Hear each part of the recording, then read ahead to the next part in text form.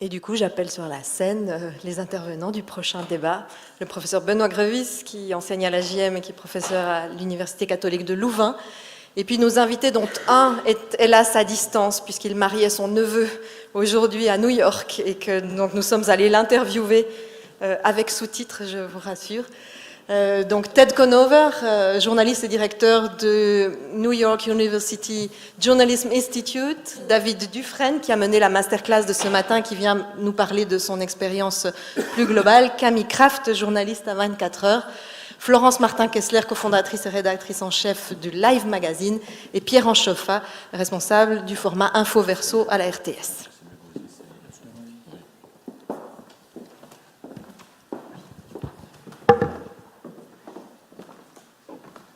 Alors, mesdames et messieurs, chers étudiants et chers alumni, on vient d'en voir quelques-uns, ça ne me rajeunit pas.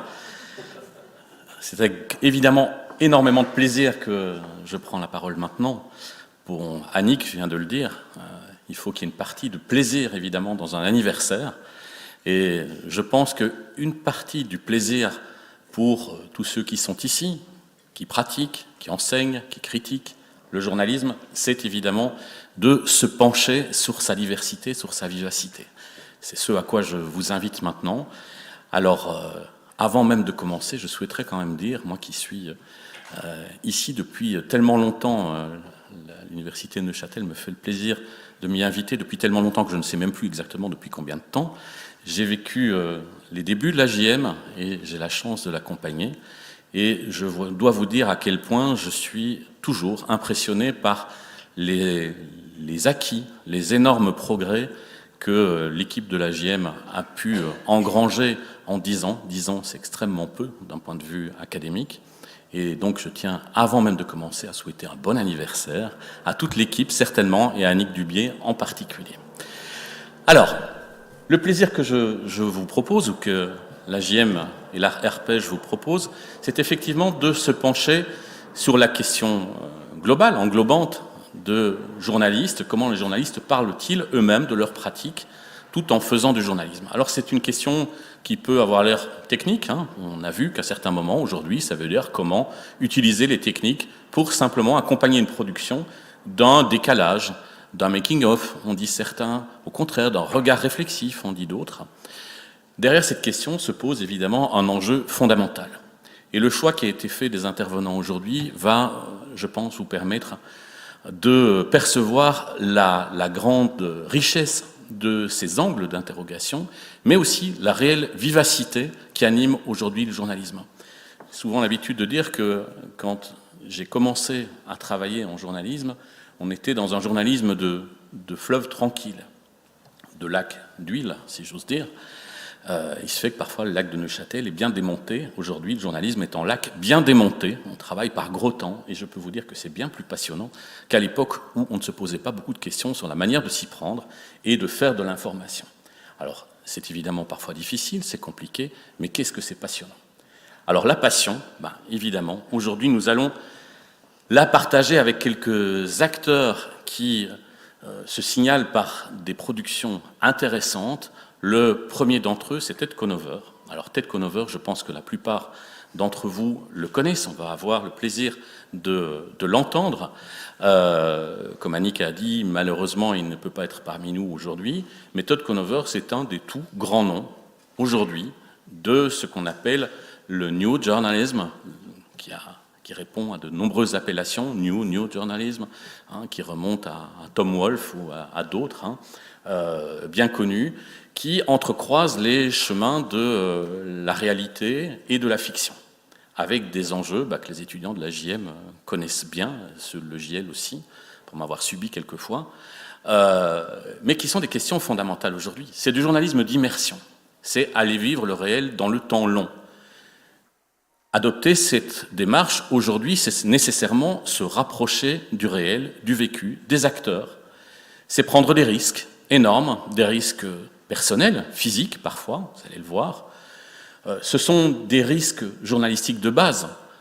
Prendre ce chemin-là, c'est évidemment prendre le risque de poser des questions déontologiques, sûrement, mais éthiques encore, beaucoup plus profondes. C'est prendre le risque de ne pas être compris, de ne pas être compris par ceux qui vous lisent, qui vous écoutent, qui vous regardent, mais aussi de ne pas être compris par ceux dont vous parlez. Ted Conover a un parcours extraordinaire, hein, c'est quasiment un mythe en journalisme aujourd'hui. Il faut évidemment peut-être recadrer un petit peu pour que ces réflexions nous soient utiles, et vous allez voir que ces questions sont fondamentales et reprises par les acteurs qui sont avec nous aujourd'hui, mais elles se posent évidemment dans un marché, le terme est lâché évidemment, dans un marché qui n'est pas le nôtre. Qu'on parle du marché roman, que l'on parle du marché belge, que l'on parle même du marché français, faire du journalisme narratif comme Ted Conover peut le faire, en travaillant pour les plus grands titres, hein, vous le voyez ici, que l'on travaille pour le New York Times, pour le New Yorker, pour d'autres, hein, et que l'on vive de productions reproduites en livres qui sont de vrais succès de librairie, n'a évidemment pas grand-chose à voir avec ce que l'on peut faire sur des petits marchés francophones. Il n'empêche que les questions, elles, sont les mêmes. Et celles que Ted Conover pose, elles sont évidemment fondamentales. Comment parler, par exemple, de la réalité de Sing Sing, prison américaine bien connue, éventuellement de la corruption, de la violence qui peuvent s'y développer. Comment en parler de manière juste? Est-ce qu'on en parle de manière institutionnelle? Est-ce qu'on en parle en se limitant à des datas? Sa réponse à lui est d'aller au plus proche. C'est du journalisme d'immersion. Il faut bien souligner que le journalisme d'immersion n'est pas un journalisme d'infiltration. Vous allez voir qu'il parle notamment du procès en espionnage qu'on peut faire à ce type de journalisme. Le journalisme d'immersion, ce n'est pas présupposer qu'il y a quelque chose de mal à révéler, c'est aller vivre avec, dedans, pour pouvoir, après une expérience longue, expliquer les enjeux réels de société en essayant de tenir compte de la justesse du propos et de rendre compte honnêtement du vécu des uns et des autres. C'est un chemin essentiel en journalisme, c'est un chemin qui est évidemment bourré de choses trappes, vous allez le voir. Alors pour ceux qui veulent découvrir Ted Conover, il se fait que New Jack, cette longue immersion en prison à Sing Sing, vient récemment d'être publié en français, c'est un texte essentiel aujourd'hui. Il a été finaliste du Pulitzer, même si on pourrait parler, les étudiants me voient venir, du prix Pulitzer pendant de longues heures, mais la question n'est pas là. Pour vous convaincre de la qualité de son travail et l'intérêt de son travail, peut-être rappeler d'abord que ce n'est pas un travail qui date d'hier. Déjà en 1987, il avait publié un bouquin qui a fait une enquête journalistique, qui a fait beaucoup de bruit et qui montre déjà son acuité, son anticipation de problématiques fondamentales. Je ne vais pas vous faire de longs dessins pour vous expliquer pourquoi la problématique des migrants, pourquoi la problématique de Mexicains illégaux tentant de passer, de repasser, de repasser la frontière américaine est évidemment une question fondamentale. Pas simplement parce que c'est une question politique et sociale fondamentale, mais parce qu'elle est intimement liée aujourd'hui à la réputation des journalistes et à la manière dont ceux qui ne veulent pas que les journalistes jouent un rôle essentiel en démocratie attaquent évidemment les fondements du journalisme. Ce n'est pas que ça, parce que derrière la question, et j'entendrai avec grand plaisir les témoins que nous avons aujourd'hui, derrière le choix d'un terrain, il y a toujours une question de choix politique. Parler évidemment des migrants, c'est un choix politique. Si vous regardez le travail de Conover, bien, à côté, il a fait d'autres choix, on vient dire les prisons. Donc on peut aussi aller voir du côté des traditions journalistiques. Il y a ceux qui ont fait du journalisme de révélation facile, c'est aussi vieux que le journalisme industrialisé, hein, de faire du journalisme facile, de révélation, on est tout proche du journalisme populaire. On peut aussi faire un journalisme politiquement engagé, c'est en partie son cas. Mais on peut faire un journalisme qui se rapproche, vous allez l'entendre, d'une démarche anthropologique. Et vous entendez évidemment à quel point ces entrecroisements-là nous sont chers à la JM, à Metz et à Louvain-la-Neuve, d'utiliser ce qu'il y a d'intéressant dans des démarches scientifiques pour l'entrecroiser avec des démarches journalistiques et faire le chemin inverse également. Eh bien, il va s'intéresser aussi à Aspen, par exemple, station extrêmement huppée aux États-Unis, et vivre en chauffeur de taxi longuement pour raconter ce qu'est la réalité d'une station comme celle-là, mais également du public qui la peuple. Alors, derrière le témoignage que nous allons entendre de Ted Conover, il y a une série de questions que je reprendrai tout à l'heure avec les témoins que nous avons ici, les acteurs. D'abord, comment peut-on retranscrire la réalité? Alors, dans toute école de journalisme au monde, Depuis Pulitzer et les autres, on a appris aux journalistes à répondre à cette question de manière très simple, en mettant la réalité en boîte. Qui, quoi, où, quand, etc. Les fameux 5W. Et tout journaliste digne de ce nom, qui au moins s'est posé une question, pas au sens des chartes de Munich, mais au sens du respect intellectuel de soi-même, c'est que ces questions-là ne suffisent pas à appréhender la réalité. Et que la question du respect du réel est fondamentale aujourd'hui. C'est probablement une des dimensions qui explique la méfiance du public, la désaffection du public vis-à-vis du journalisme. La conviction que les journalistes ont affichée pendant des décennies qu'en répondant méthodologiquement à ces quelques questions, on mettait la réalité en boîte et que ça dispensait de se poser d'autres questions. C'est un des axes que nous allons évidemment évoquer, avec notamment Camille Kraft. Alors, Camille Kraft, c'est une pure vaudoise. C'est une pure vaudoise. Peut-être fallait-il être pure vaudoise pour oser aller poser quelques questions dérangeantes du côté du Valais. Nous allons y venir. Mais Camille Kraft, c'est évidemment une production extrêmement intéressante et des démarches qui ne sont pas sans rappeler d'ailleurs celles que, en le pratiquant autrement, mais en tout cas les questions que ça pose sont assez proches de celles que Conover peut poser. Alors Camille Kraft est lauréate du prix Jean Dumur 2017 pour un travail qui lui aussi porte sur les réfugiés. Elle est par ailleurs, vous le voyez, étroitement associée, cofondatrice de la revue ITAC, qui fait partie du mouvement largement partagé aussi aujourd'hui en francophonie de ce qu'on appelle les MOOC, donc aussi une forme de journalisme littéraire, de temps long de terrain, de temps long d'écriture, de temps long de lecture. On se rapproche de la littérature. Et le travail qu'elle a proposé, et qui a été primé par le prix Jean Dumur, est un travail original parce que c'est du journalisme au jeu. Et la question du jeu est évidemment fondamentale en journalisme. Peut-on écrire au jeu ? Alors traditionnellement aussi, en journalisme, on répond que l'on écrit au jeu quand on a balisé le parcours, quand on a mis un petit drapeau en disant éditorial, humeur, ici c'est moi qui vous parle. Comme si, par ailleurs, il était possible de dire je m'efface, et il n'y a plus de jeu du tout, on s'efface, et on vous parle objectivement. Question dont, dès qu'on s'attaque au journalisme de manière un peu sérieuse, évidemment, on se rend compte qu'elle est extrêmement complexe. Donc ici, Camille Kraft fait un travail sur sa propre expérience d'accompagnement, d'accueil d'une famille de réfugiés et prend ce risque de sortir des frontières.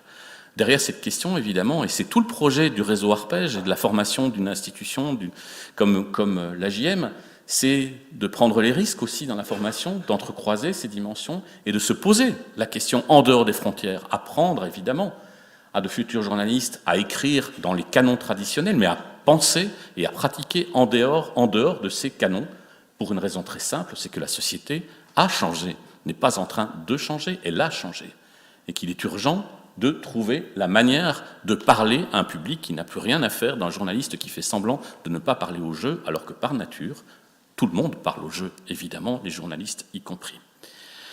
Donc on va revenir sur cette expérience de citoyenne, citoyenne journaliste. Où est la limite ? Je pense que celle dont, dans un portrait que j'ai lu de Camille Kraft, on m'avertissait en disant « fausse timide, vraie pétroleuse », je pense que ça ne manquera pas de sel, évidemment. Vraie pétroleuse, je pense effectivement du côté du Valais, l'un ou l'autre doit le penser, puisqu'on doit à Camille Kraft un long portrait, interview, dont je vais m'empresser dès cette année de proposer la lecture à mes étudiants, non seulement de Neuchâtel, mais ceux de Louvain-la-Neuve également.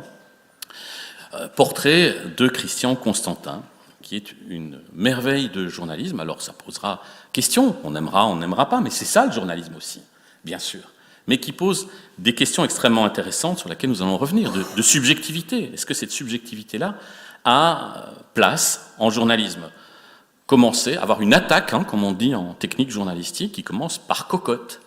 Si, il vient de t'appeler cocotte pour la deuxième fois.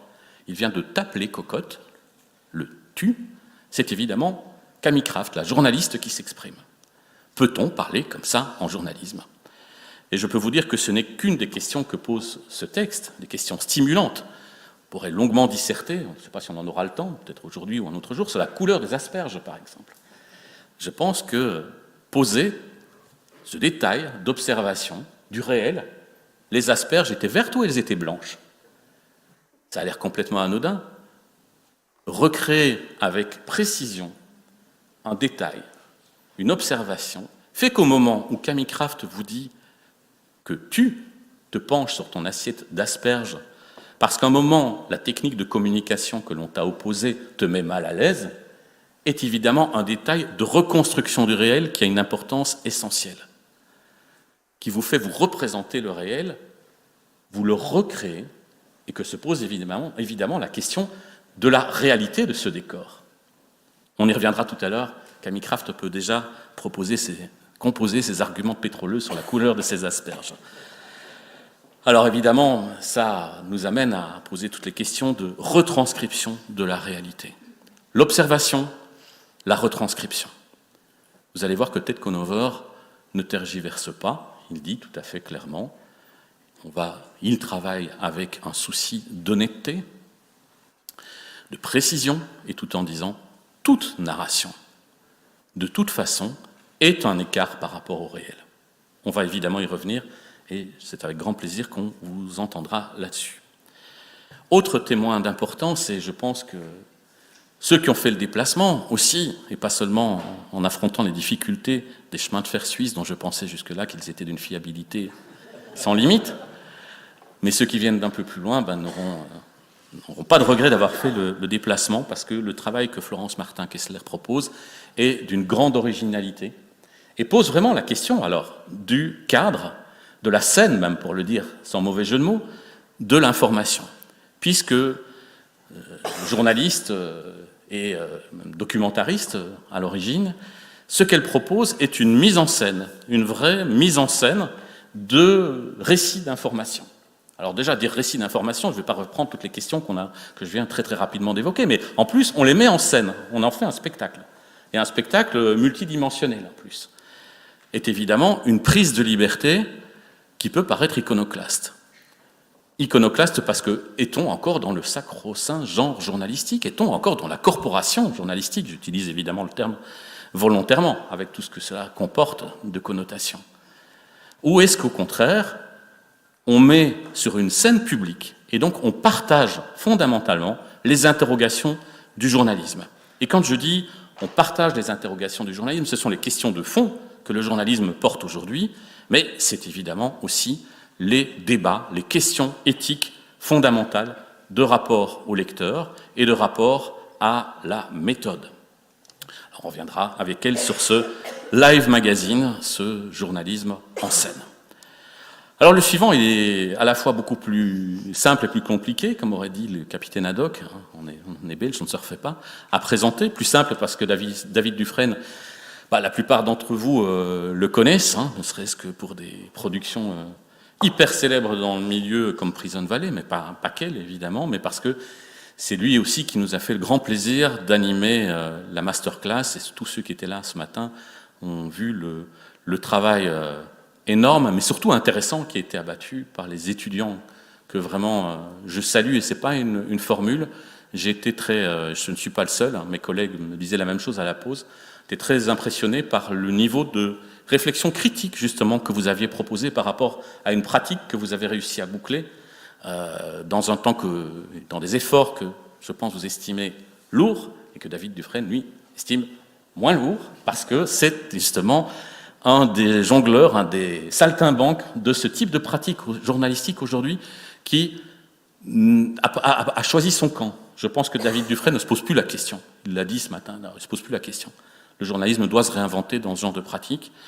Et donc, je ne vais pas vous refaire son long pédigré que vous avez en partie, uniquement en partie, sous les yeux, simplement citer, par exemple, pour que vous ayez, ceux qui ne le connaîtraient pas, une idée du nombre de facettes qu'il agite dans ses productions et qui donc interpelle la profession dans son ensemble et les lieux de formation, d'Arnaque Magasin Général par exemple, avec un niveau d'enrichissement d'une enquête journalistique relativement classique en soi, mais c'est un des modèles qu'il évoque. J'en évoque un autre qu'il pratique, par exemple de la politique fiction, et on est davantage non seulement dans la politique fiction, mais on est aussi dans le modèle du news game, puisqu'il propose un parcours ludique au récepteur en parlant d'information avec tous les critères journalistiques traditionnels et le rapport journalistique à ces fondamentaux.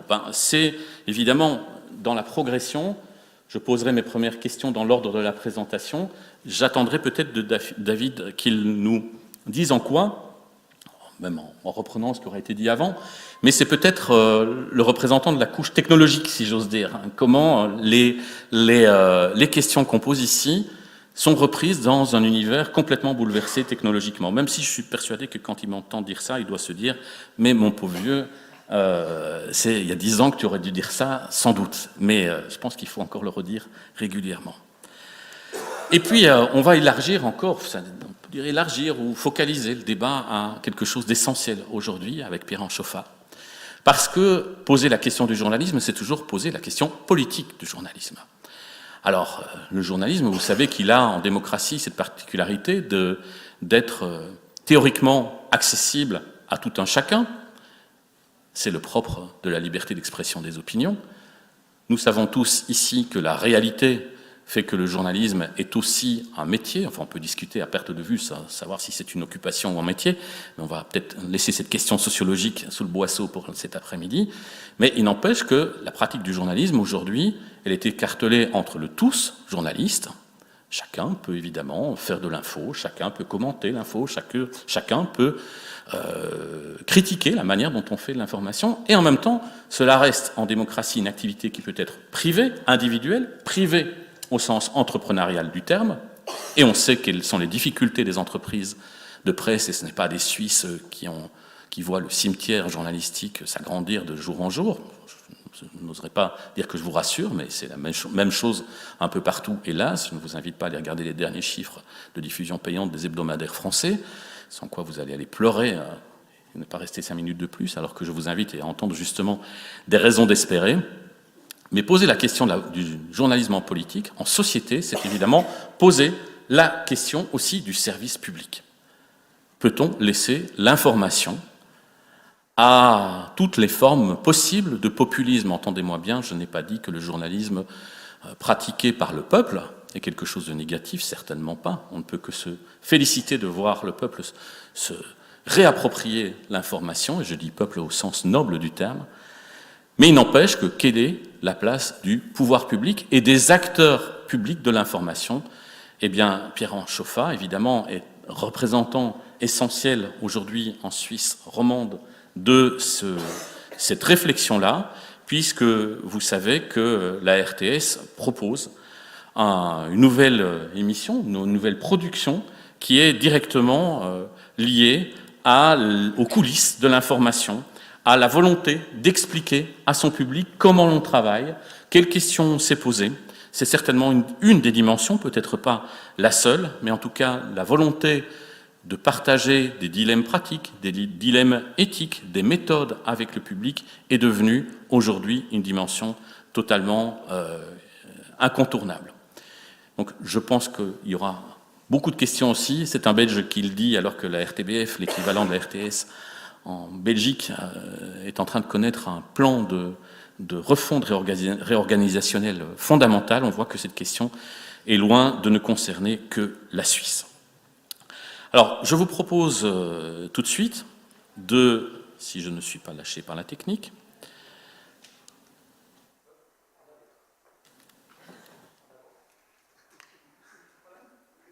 je ne bouge plus, je vous propose d'écouter l'interview de Ted Conover. I'm Ted Conover. I'm a journalist and a writer of articles and books. I also teach journalism and writing at New York University's Carter Journalism Institute.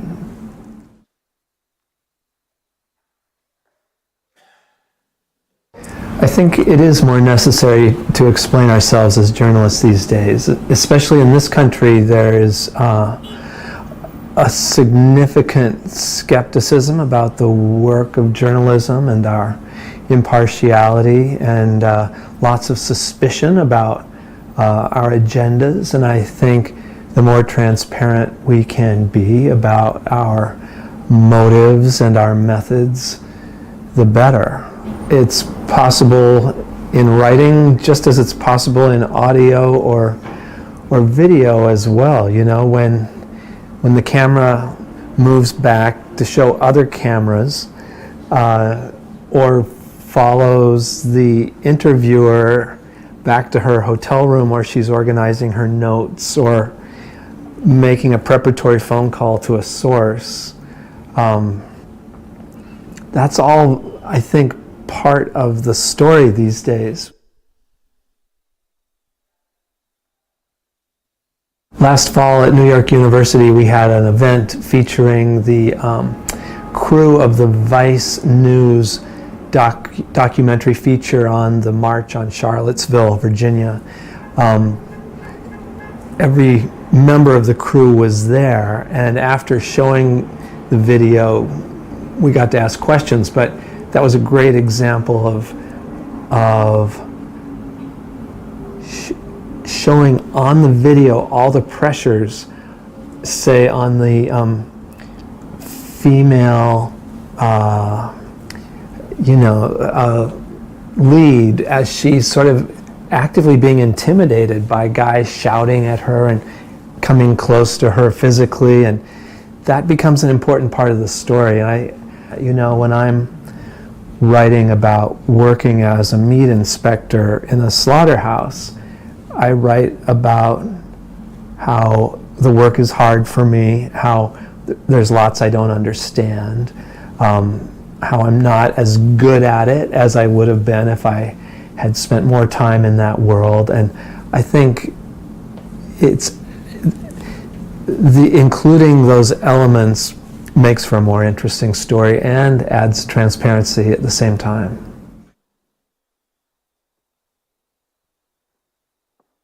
I think that's also a trend in the culture brought about partly by the internet, is the increased use of the first person and of a more personal voice in journalism, right? As opposed to 10 or 20 years ago when TV anchors spoke in a sort of authoritative we, and newspapers also avoided the first person. It's all becoming more personal, and I think the idea of subjectivity is no longer such a problem for journalists. I think we understand that that's part of most reporting, and that what we should aspire to is fairness. Use of the I can enhance a sense of immediacy, of communication, like the reader's receiving a letter from this person, a letter from somebody familiar to them. If the I is relatable, if it's a person the reader might like, then that helps. I don't want to be the subject of my reporting. Sometimes I'm just a person for other people to talk to. Like, who I am is not that important. Other times, who I am matters a lot. So I think different parts of me matter to different stories. When I'm a prison guard, it's important to say that my wife claims this is bringing out my inner disciplinarian. Okay, I don't think of myself as a policeman, but she says, well, this is bringing out the side of you that acts like that. That's not a compliment, by the way. And but you need to risk putting yourself in an unfavorable light in order to earn the reader's trust, I think.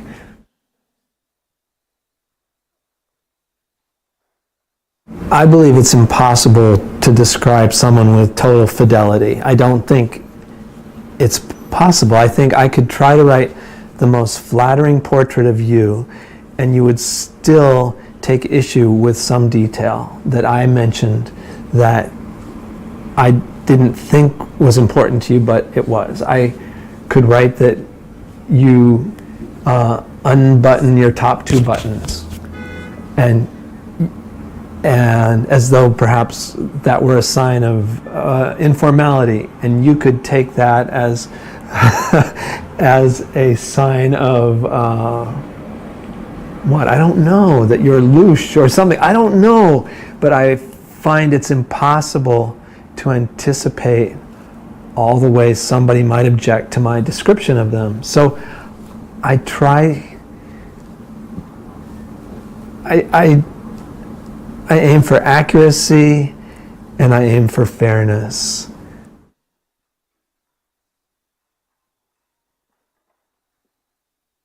I'm always uncomfortable when people say I'm an undercover reporter because it implies I'm a spy in search of wrongdoing. That if I'm an undercover prison guard, it's because I'm going in to root out the corruption of the other guards.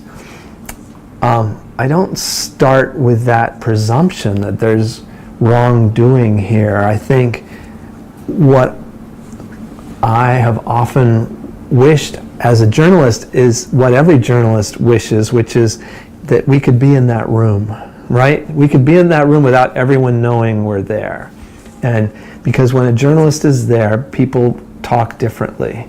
And you want them to talk the way they would speak if you weren't there. So the goal is less to expose wrongdoing than to gain a true understanding.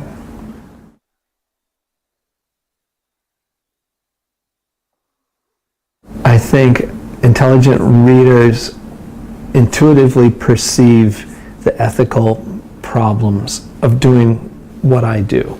So, for example, working in a prison is its own kind of ethical problem. Some people think just doing that is bad.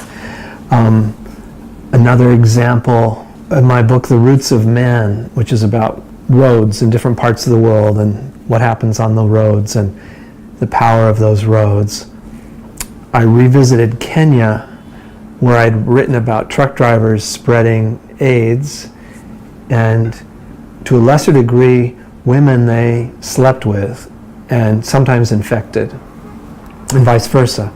And so when I went back for this book, I thought, I want to talk to these women on this trip. And there's a moment where they've been telling me how hard their lives are because they're infected, how hard it is, they're rejected by their village, they're often unwell, and I am listening carefully and completely missing the point, which one of them says, well, what do you think? And I said, well, I feel terrible. No, what should we do? And I said, what do you mean? You should carry on as best you can. And I said, what do you mean? And she said, no, we're still working. So they have kids to support, but they're HIV positive, and if they tell customers that, they won't have work, and their kids won't eat. So what should they do? I should know. I'm an educated Western person, but I had no idea. And I'm still not sure what to say. And I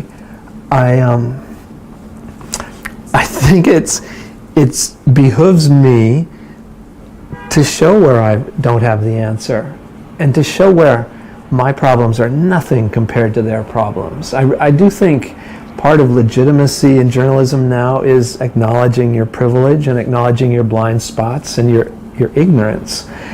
That doesn't mean you're going to do it every page. It just means along the way, you should pay some attention to that as best you can. And if someone's telling you you're missing something, you need to listen.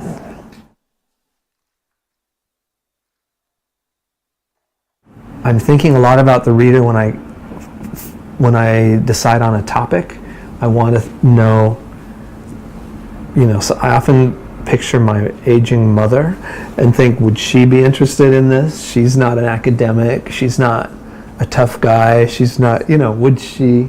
And if the answer is yes, then I might stick with it a while. But then when I'm in the middle of it, I stop thinking like that, and I try to inhabit the world fully.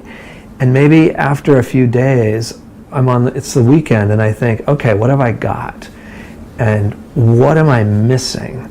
Have I only spoken to this kind of person, and I should really be meeting that kind of person?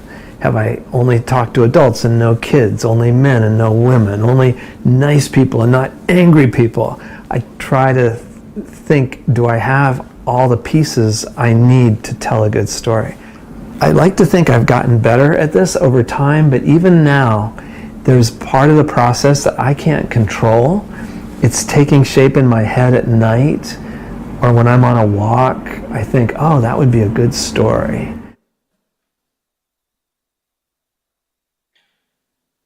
Every storyteller is concerned with an ending. It's unsatisfying to have a story that simply stops, and one satisfying way to end is with a moral, with a lesson. So we can walk away thinking, oh yeah, that makes sense, a lesson to move forward with. Now sometimes I have moments like that. Coyotes, my book about undocumented migration, ends with a story of a guy who appeared only briefly in the book because he got caught and deported. But he then came back and he got caught again. And then he came back again. And that is, it's not a moral exactly, but it's a sort of good idea on which to end, which is that this is a story of persistence and ambition and getting back up when you've been knocked down. And so I do look for things that I think can serve that role. I don't always find them.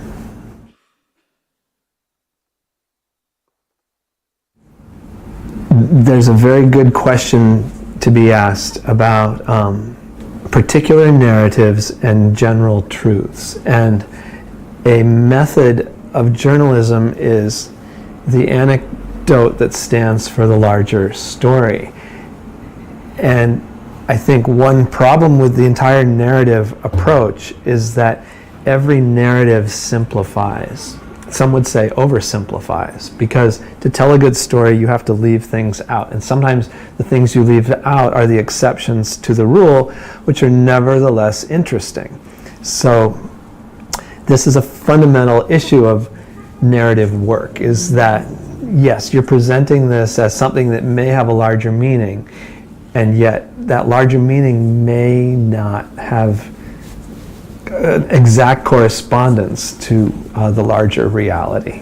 And I think the best journalism is both specific and general. And if you can see the ways in which this example is not typical, you should say so, right? Or if you see the ways that this doesn't stand for the whole, it's important to mention it.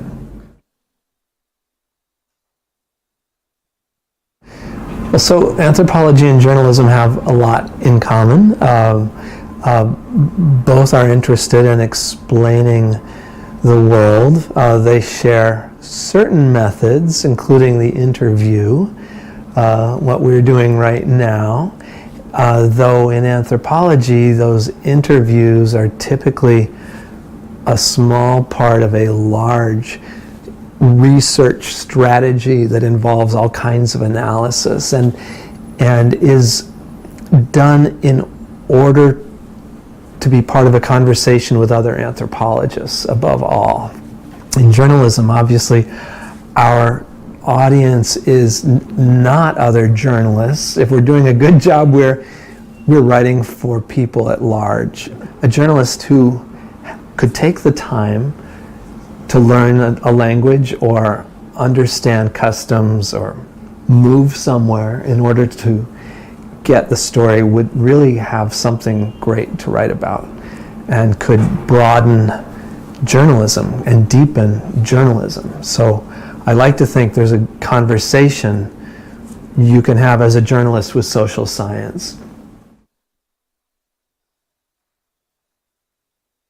Now, people in Kazakhstan, people in Kuala Lumpur post to Twitter, post to Facebook, tell their own stories and tell them with an immediacy and intimacy that eclipses what most of us educated people in the West could do. But I think that's good. I think there will still be a demand for thoughtful analysis of news and for a sort of long look at what's happening in far-flung places, but that's really changing journalism, is the multiplicity of sources, including untutored ones, just people who can shoot with their Samsung. After my last reported book, The Roots of Man, in the last month, my editor said, "Oh, by the way, do you have any photographs?" And I said, "Actually, yes." And we ended up including, I think, 24 of them. But it could have been many more if I'd been prepared. And so not just for books, but for any piece of writing that can appear on the web, you know, we're all carrying phones now, the ability to take a video, to take still shots, to record sound. This all can add to the power and interest of a story. It can also distract. But I think as a writer, I'm competing now with video. I'm competing with anything on a screen, and a lot of things on a screen move, and they have amazing colors, and they come with sound, and that's my competition, and I would be foolish not to incorporate some of that in the presentation of my story, at least the digital presentation of my story. Whoever's sitting in this chair in 10 or 20 years is less likely to have a paper publisher and more likely to publish on a screen.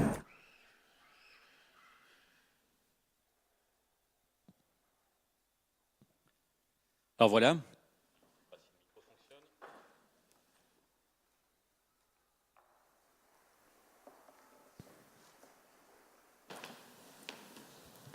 Oui, le micro fonctionne. Le micro fonctionne. Donc, voilà. Je vous avais promis une interview passionnante. C'est vrai qu'à peu près à chaque question, on a envie d'approfondir. Malheureusement, mais comme Annick Dubié vous l'a dit, Ted Conover n'a pas pu nous rejoindre. C'est partie remise, à mon avis, pour Arpège. Il y avait le mariage d'un de ses neveux. J'ai eu beau suggérer que le cadre de Neuchâtel était idyllique et la réception à la hauteur, mais personne ne m'a écouté. Cela dit, je tiens quand même à ce qu'on remercie Andrew et Lena qui ont fait le déplacement à New York University et qui ont fait une interview, à mon avis, de très grande qualité. Effectivement, les questions que ça suscite sont nombreuses. Vous voyez la richesse, et je pense que très clairement, nous nous y inscrivons tous en termes de formation, cette tension entre une pratique et un aspect réflexif et une pratique qui ne soit pas fossilisée, mais qui s'appuie sur des fondamentaux forts et qui soit ouvert à des perspectives. Alors, comme je l'ai dit tout à l'heure, je propose de commencer simplement dans l'ordre des présentations tout à l'heure, que j'ai faites tout à l'heure, avec des questions qui se rapportent directement à ce qu'on a pu dire, ce que j'ai pu dire dans l'introduction, mais je vous laisserai aussi, dans ce premier tour, peut-être réagir si vous le souhaitez, à moindre des choses. L'éthique d'une interview est quand même de ne pas cadenasser le débat. Donc on va commencer avec Tammy Kraft. La première question, après vous avoir lu, c'est comment avez-vous posé ce choix d'une écriture non seulement au jeu, mais au tu, et sur des sujets qui ne sont pas anodins, dont il ne faut pas être un grand connaisseur de la Suisse pour savoir que ce ne sont pas des sujets faits pour laisser indifférents. Alors, bon, les deux, ça fonctionne ? Voilà, c'est mieux là ? Les deux sujets, les deux longs formats dont vous avez parlé, donc celui où je fais le récit en fait de l'accueil d'une famille de requérants et puis mon portrait de Christian Constantin. Les deux effectivement comportent, alors le récit de l'accueil de la famille est à la première personne. Le portrait de Constantin, effectivement, je me mets moi-même en scène en fait dans le portrait avec la deuxième personne, le tu. Alors c'est deux démarches très différentes. Je crois que la première, en fait, j'ai fait les choses complètement à l'envers, c'est-à-dire que en fait, c'est une démarche citoyenne qui s'est transformée en fait en une démarche journalistique. C'est-à-dire que je suis partie, c'était pendant au sommet de la crise migratoire, là, en 2015, je suis partie chercher j'étais un peu désabusée par rapport à, voilà, il y avait énormément de choses qui sortaient dans les médias sur la crise migratoire, et j'avais l'impression qu'il y a rien qui bouge, il y avait pas beaucoup qui bougeait au niveau politique, à part en Allemagne, etc. Puis je suis partie en fait chercher une famille à la base pour une journée, et en fait j'ai plus pu la lâcher, quoi. En gros, et très vite j'ai mes réflexes journalistiques qui sont revenus, c'est-à-dire j'ai sorti mon carnet et puis j'ai pris des notes, et puis j'ai commencé à faire un premier article où j'ai assez classique, hein, où j'ai décrit le parcours de cette famille. Et puis ensuite, c'était une question d'honnêteté, évidemment, envers le lecteur, c'est-à-dire que j'étais impliquée là-dedans, donc c'était évident que je devais écrire ce texte à la première personne. Pour Constantin, c'est un peu différent, c'est-à-dire que donc Christian Constantin, qui est le président du FC Sion, il a bâti un empire qui est basé dans les trois mamelles, entre guillemets, sont le football, l'immobilier, c'est un promoteur immobilier le plus important en Valais, et les médias. Et c'est un élément essentiel en fait de son fonctionnement. Il le dit lui-même en fait, c'est que il a son club de foot, il vire ses entraîneurs, il fait du foin, il est sans arrêt dans les médias. Et puis c'est grâce à ça aussi que ça lui permet de faire des affaires et d'avoir des contacts pour ses affaires. Et donc ça me semblait vraiment important de raconter ce que c'était que d'être face à Christian Constantin. Est-ce que c'était que d'être une femme face à Christian Constantin et une femme journaliste face à Christian Constantin. Et du coup, ça m'a semblé évident. Alors là, en l'occurrence, j'ai utilisé le tu parce qu'il est un peu plus pudique, peut-être. Voilà, c'est toujours difficile d'utiliser la première personne. Pour moi, c'est pas du tout évident. J'ai utilisé le tu. Je pense que c'est une manière aussi d'inclure en fait le lecteur. Et voilà, ce cocotte que je raconte, en fait, il y a tout Christian Constantin là-dedans, quoi. Il y a cette manière qu'il a de prendre l'ascendant, en fait, sur son interlocuteur, en fait, de dominer immédiatement, tout en restant, parce qu'il était très sympathique, ce cocotte, donc tout en restant un peu le copain, comme ça. Il y a tout le rapport aux femmes qu'il a, évidemment, et puis il y a tout le rapport aux journalistes que des collègues, des confrères m'avaient longuement décrit, en fait, jusqu'à ce que je me retrouve face à lui. Donc là, en l'occurrence, la deuxième personne, elle servait en fait à déconstruire quelque part aussi aussi un peu ce mythe qu'on a contribué en tant que média à construire. Alors, je me garderai bien de vous dire cocotte, mais ce qui m'intéresse aussi, c'est de savoir, au-delà de ce jeu et ce tu, on sort des canons journalistiques traditionnels. Est-ce que vous avez eu des réactions de la part de vos confrères? D'abord, est-ce que ça a été reçu sans problème en rédaction?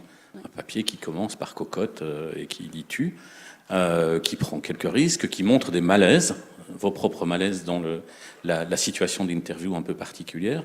Comment est-ce que c'était reçu et comment est-ce que c'était reçu par le public? Alors ça a été, alors moi j'ai reçu énormément. Alors c'est les deux évidemment, c'est les deux articles que j'ai fait dans ma carrière pour lesquels j'ai reçu le plus de réactions, et j'ai reçu énormément de réactions positives. Beaucoup effectivement de collègues, de confrères et consoeurs, où voilà, de tout à coup se rendre compte qu'en fait on peut passer ce pas-là, et on peut aborder les choses différemment, et on n'est pas obligé. Bon, alors moi je suis très critique par rapport à l'objectivité. Je pense que c'est vraiment un leurre, quoi. Je pense qu'on doit assumer une forme de subjectivité. Et de la part des confrères et consoeurs, y compris au sein de ma rédaction, j'ai l'impression qu'il y a eu cette réaction de se dire, voilà, on peut le faire, quoi, voilà, et puis une envie peut-être de suivre le mouvement. De la part des lecteurs, j'ai reçu aussi énormément de réactions positives, avec un peu le sentiment que tout à coup ils avaient effectivement quelqu'un qui était face à eux, quoi, qui leur parlait, que c'était pas une abstraction, que c'était pas voilà, qu'il y avait une personne qui avait été là, et puis qui allait livrer ce qu'elle avait perçu en fait d'une situation. Alors, Ted Conover aborde évidemment la question de la reconstruction, et je vous avais annoncé le menu, donc je reviens à mes asperges. Oui. Est-ce que c'est une technique consciente?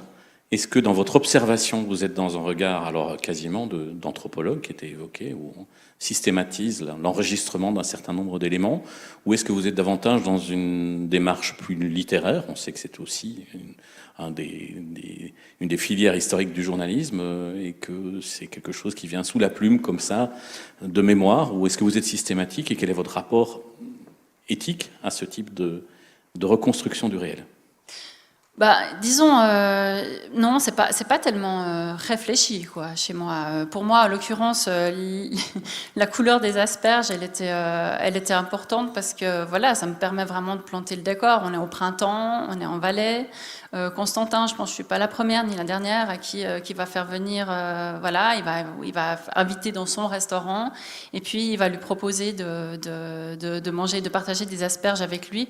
Et ça faisait partie vraiment ça faisait partie, en fait, si vous voulez, c'était une manière de vraiment faire en sorte que le lecteur puisse se mettre à ma place, quoi, puis être vraiment un peu face à Constantin et qu'il puisse vraiment ressentir ce que c'est que d'être face à cet homme-là et ce que c'est en fait que d'appréhender en fait sa manière, son sentiment de toute puissance et comment il est par rapport à ses interlocuteurs. Alors, Florence Martin-Kessler, on vient de le voir, hein, qu'il y a des manières de faire du journalisme qui sortent un peu de la bienséance, hein, écrire au jeu, au tu, raconter son malaise. Vous mettez l'information sur scène dans un cadre complètement différent. Alors, je pense qu'il est peut-être essentiel d'abord que vous expliquiez davantage votre démarche, mais aussi d'essayer de répondre à simplement cette interrogation. Est-ce que l'information ailleurs que dans les médias traditionnels comme support, c'est obscène?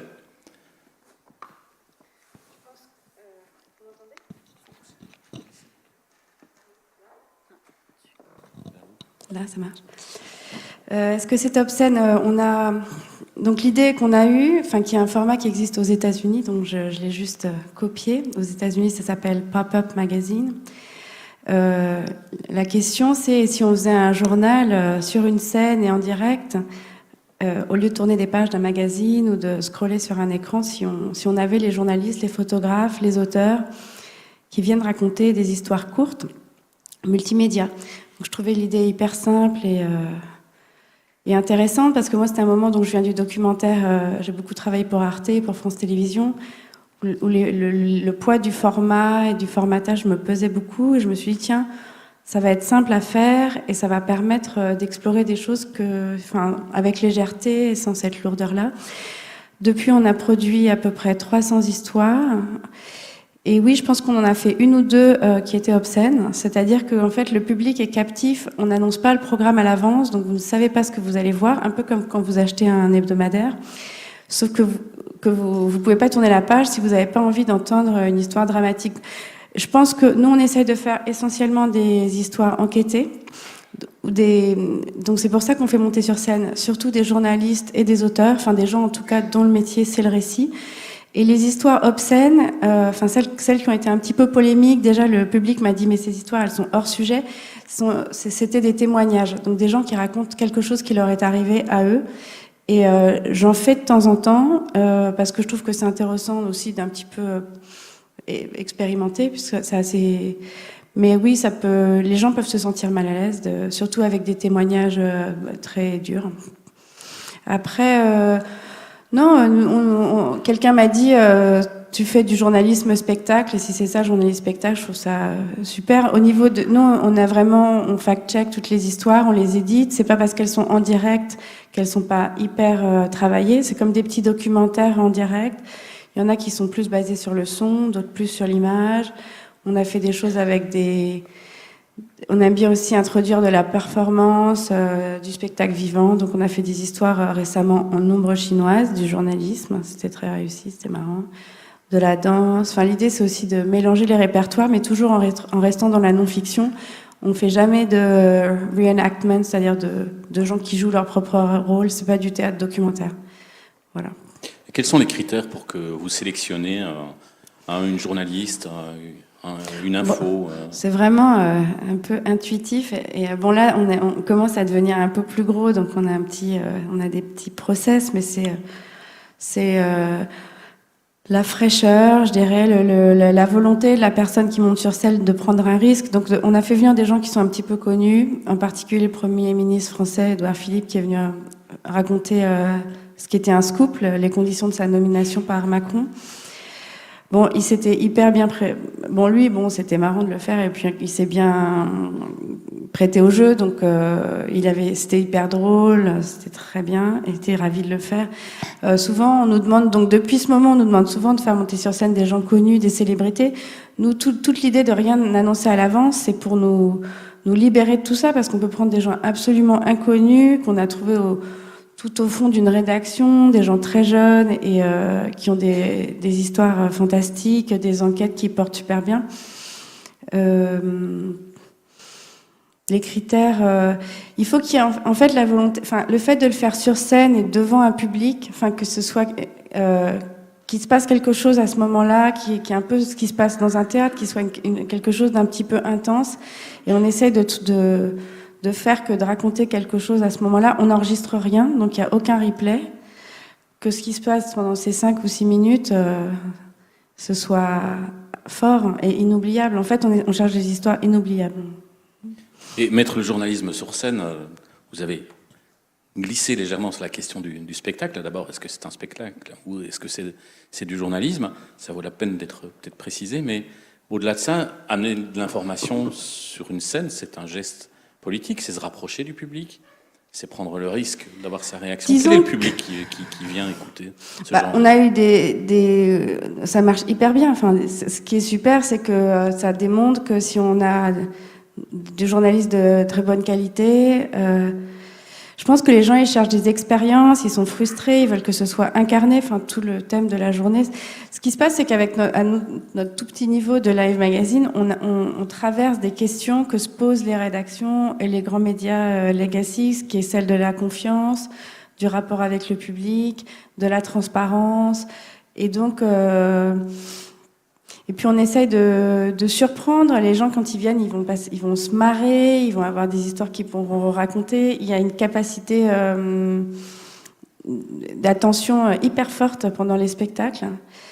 Et puis oui, on cherche des histoires hyper drôles. Il y a beaucoup de fantaisie ou des choses très tristes. Disons qu'il y a une grande variété d'émotions et qu'on a appris à faire ça. Et on est très encouragés. Là, on a fait la dernière édition qu'on a faite, c'était la semaine dernière à Perpignan pour un festival de photojournalisme qui s'appelle Visa pour l'image. Et le photojournalisme, c'est une profession complètement fracassée. Les 10 personnes qui étaient sur scène, la plus vieille devait avoir 82 ans, c'était une Américaine, et le plus jeune, une Russe, toute jeune qui travaille en Tchétchénie. Ils étaient hyper heureux, de sentir des standing ovations à la fin pour leur travail, qui sont des histoires fondamentales pour eux. C'est très fort. Alors, j'ai une question qui peut paraître provocante, et je sens que Camille Kraft va peut-être sortir de son rôle de pétroleuse, mais on fait souvent le procès aux journalistes quand ils produisent des objets d'information un peu différents, comme Ithac, comme des MOOC, comme du journalisme de temps long, parfois de soigner leur propre frustration dans un milieu où il devient difficile de faire du journalisme idéal en contexte normal. Est-ce que vous n'avez pas l'impression parfois de faire un peu la psychanalyse des journalistes et d'être une réponse à leur malaise? Non, parce que déjà, moi, je suis pas journaliste, je suis réalisatrice de documentaires, donc je vois ça avec beaucoup de détachement. Les gens qui viennent sur scène, on fait très attention à que ce soit pas l'entre-soi des journalistes entre eux c'est pas du tout ça. D'ailleurs, on fait très attention à pas trop raconter les coulisses parce qu'on veut embarquer avec nous ma belle-mère, jusqu'on fait venir beaucoup de jeunes qui viennent de banlieue, et c'est assez fédérateur. Les histoires, c'est un truc qui peut se partager. En plus, il y a quelque chose qui est un peu perdu avec le journalisme. Je pense que d'être ensemble et de partager ensemble les mêmes histoires, je pense qu'avant, la presse locale, tout le monde lisait le même éditorial, tout le monde lisait les mêmes articles et aimait bien. Les gens, ils adorent. Après, il y a un pot en général avec les auteurs et le public. Et ils adorent faire leur petit podium. Toi, t'as aimé. Ils adorent discuter entre eux de ces histoires qui les ont touchés, en fait. Mais non, je crois pas qu'on est... c'est un côté, au contraire, qui célèbre un peu le journalisme. Je pense que ça fait un espèce de ego boost de dingue pour un journaliste d'aller au Casino de Paris. c'est marrant à faire, ça fait sortir de sa zone de confort et c'est un exercice, c'est un peu hors norme, mais en même temps c'est du journalisme, oui. Alors David Dufresne, on a entendu Ted Conover, il a été interrogé aussi sur le contexte mouvant. On ne peut pas dire que ce soit le cœur de ce qu'il explique, il est en journalisme très très traditionnel, mais les questions qu'il pose, elles s'appliquent aussi à vos productions. Est-ce que quand on fait du news game, ou toutes les formes que j'ai évoquées tout à l'heure, et il y en a plein d'autres que je vous laisse évoquer, est-ce qu'on est toujours dans l'information, ou est-ce que parfois on s'en éloigne? Est-ce que quand vraiment on fait une fiction pure de service secret qui est un infiltré en mouvement politique, on est encore dans l'information ou on est ailleurs, mais cet ailleurs est peut-être plus parlant que la forme journalistique traditionnelle pour notre société. Alors je vais rebondir tout de suite sur donc l'infiltré, ce dont vous parlez, qui effectivement était une histoire de fiction. Hein. En gros, c'était par votre téléphone et vous étiez un agent des services secrets français qui pilotait, qui traitait un proche de Florian Philippot et de Marine Le Pen pendant la campagne présidentielle. Et donc j'écrivais ça au jour le jour, c'était par arborescence, il y avait plein de situations possibles, de choix possibles, etc. Je fais un petit placement de produit, puisque nous allons faire une deuxième histoire qui s'appelle Anna la Rouge au mois de novembre 2018 pour les 100 ans de la grande grève, de la grève générale en Suisse. Je vous en dis pas plus, vous pouvez aller sur annalarouge.com et vous pouvez vous inscrire. Et qu'est-ce qui s'est passé? On a fait ce truc de fiction, qui était évidemment archi-documenté, c'est-à-dire que j'avais repéré tous les gens qui tournaient autour de Marine Le Pen, etc., etc. Pour des raisons de droit, on ne pouvait pas les citer exactement. Qu'importe, l'histoire a lieu. Plusieurs milliers de personnes, 10 000 ont joué, avaient des notifications tous les jours, apprenaient parfois des faits réels avant même qu'Europe 1, RTL en parlent, parce que moi j'étais au pied du QG, je pouvais raconter ce qui se passait, et je peux vous dire que c'était assez croquignolesque de se retrouver à la brasserie en bas et de voir Marine Le Pen discuter et recevoir des informations comme ça, mais alors tout cru, en étant juste à la table d'à côté, et de l'utiliser dans la fiction. Mais ce qui est extraordinaire, c'est que 6 mois plus tard, un type m'appelle, il me dit « l'infiltré, c'est moi ». Et je lui dis, comment ça, c'est vous? Et je lui dis, écoutez, je suis extrêmement gêné parce que le type s'était reconnu. Il me dit, mais oui, c'est moi j'ai fait telle école de commerce, ça pourrait être moi. Je lui dis, oh. Et il se trouve que c'est un insider. Et j'appelle mes vieux copains de Mediapart et je leur dis, dites donc, en fait, j'ai un mec qui veut tout raconter et qui a tout raconté. C'est-à-dire qu'il y a un proche de Philippot qui, pour Mediapart, a balancé tout et qui raconte très bien comment le débat elle avait mal préparé, etc., etc. Donc ce que je veux dire par là, c'est qu'en fait, par la fiction, on est allé plus loin que la réalité, et la réalité est revenue vers nous. Et ce qui est très drôle, c'est que dans le même temps, des vieux journaux pour lesquels j'ai travaillé avec amour comme Libération, avaient refusé mon projet en me disant « Tu te rends compte, à l'époque des fake news, on ne peut pas se permettre de jouer. » Mais si, bien sûr qu'il faut se permettre. Bien sûr que tout éclate, que tous les formats éclatent, et que on va mourir sur pied si on reste dans des vieux schémas. Et là, je voudrais tout de suite dissiper un malentendu. Je vous laisserai poser des questions, mais vous avez parlé pendant 3/4 d'heure, donc à nous de parler. Vous êtes là pour ça. Je voudrais tout de suite dissiper un malentendu. Je ne crois absolument pas que la question est-ce qu'il faut raconter notre travail, etc., est la meilleure réponse à la décrédibilisation du métier. Bon sang de bonsoir, il n'a jamais été crédible, ce métier. Il a toujours été considéré comme après la prostitution, ou avant. Hein, il y a des sondages. Bon. La seule différence, c'est que depuis 20 ans, nous ne sommes plus, je dis nous, comme si j'étais encore vraiment de la partie, enfin, on va dire les journalistes, détenteurs de l'information. Depuis 20 ans, et c'est formidable, nous n'avons plus le monopole de l'information, comme dirait l'autre, comme aurait pu dire l'autre. Il y a les réseaux sociaux, il y a les blogs, il y a ce qu'on appelait les webzines, etc. Et c'est ça qui, tout d'un coup, fait comprendre aux journalistes que, merde, ils ne sont pas suivis, ils ne sont pas crédibles, ils sont critiqués. En fait, c'est depuis tout temps. Donc c'est pas, à mon avis, raconter nos méthodes, c'est pas pour répondre à ça. Cette question-là de la crédibilité se pose depuis toujours.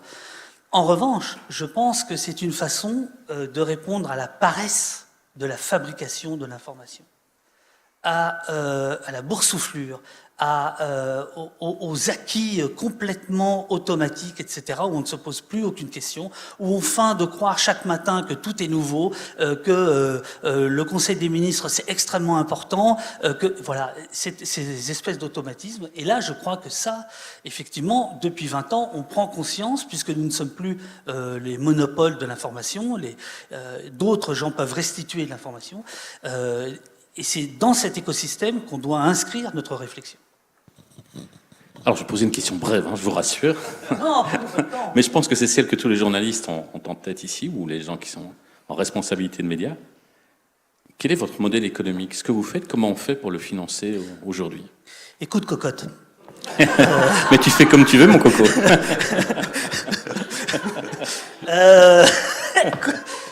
T'en as pas d'autres? Alors, service public. Je veux dire que moi, je trouve que le service public a un rôle extraordinaire à jouer là-dessus, parce que le service public, on n'est pas profitable. Au sens où on ne peut pas créer, on ne peut pas générer de profit, ou alors c'est totalement accidentel.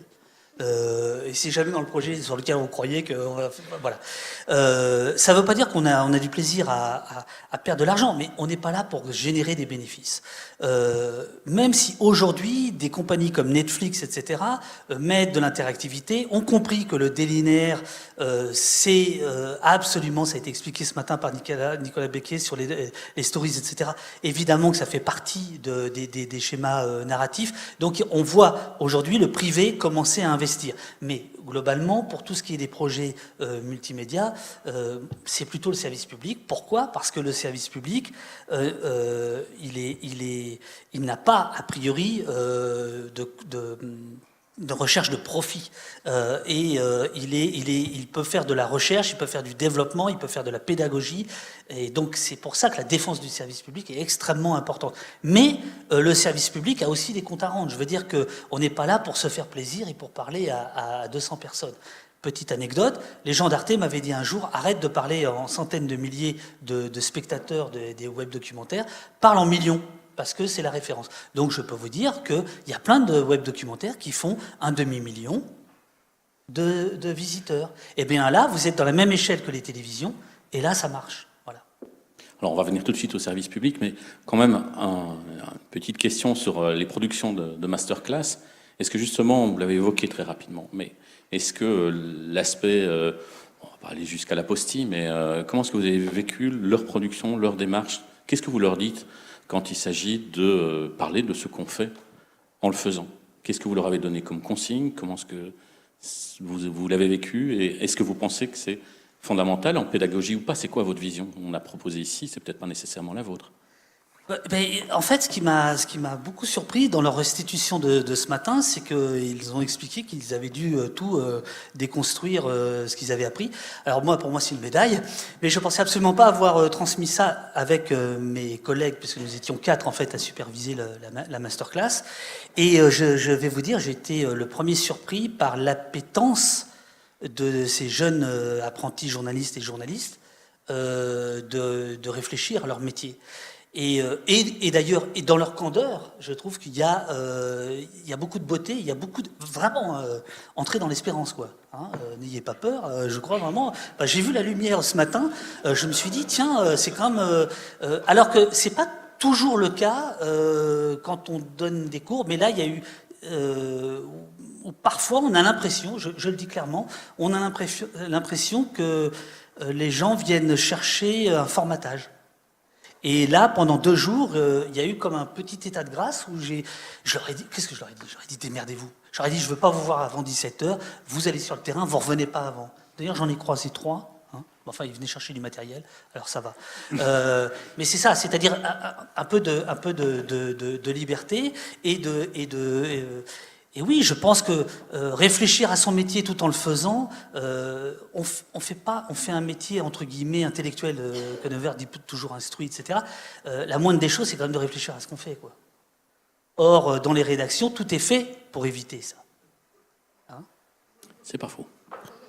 Peut-être pas dans toutes, mais généralement, c'est pas faux. Mais Pierre Anchoffat, justement, est-ce qu'il y a des raisons d'espérance, ou bien est-ce que dans le service public, on dit démerde-toi Non, alors je trouve effectivement la remarque intéressante aussi sur la paresse, parce que cette démarche d'info verso qu'on est en train de mettre sur pied, enfin qui a démarré le 29 août, mais qui est encore à ses tout débuts, c'est effectivement une volonté de montrer les coulisses, mais c'est aussi une volonté de dialogue avec notre public. Et dans le cadre de ce dialogue avec le public, c'est aussi finalement un très grand enjeu pour nous, pour les rédactions, de changer probablement de culture aussi dans ces rédactions pour vraiment entrer en interaction et pas être dans l'auto-justification quand on a des critiques qui vont s'exprimer sur cette page Facebook, et puis à partir de la fin de l'année, il sera aussi possible d'interagir sur la page du site d'Info Verso.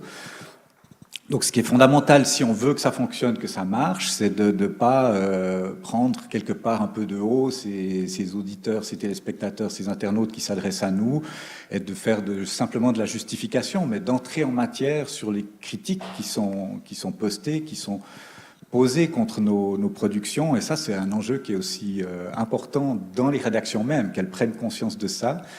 Donc il y a une équipe qui va gérer cette page et s'adresser chaque fois aux différentes rédactions qui sont interpellées par les internautes. Et il faudra qu'on ait des réponses convaincantes, voire qu'on admette aussi parfois qu'on a été imprécis, qu'on s'est trompé, qu'on aurait pu faire autrement.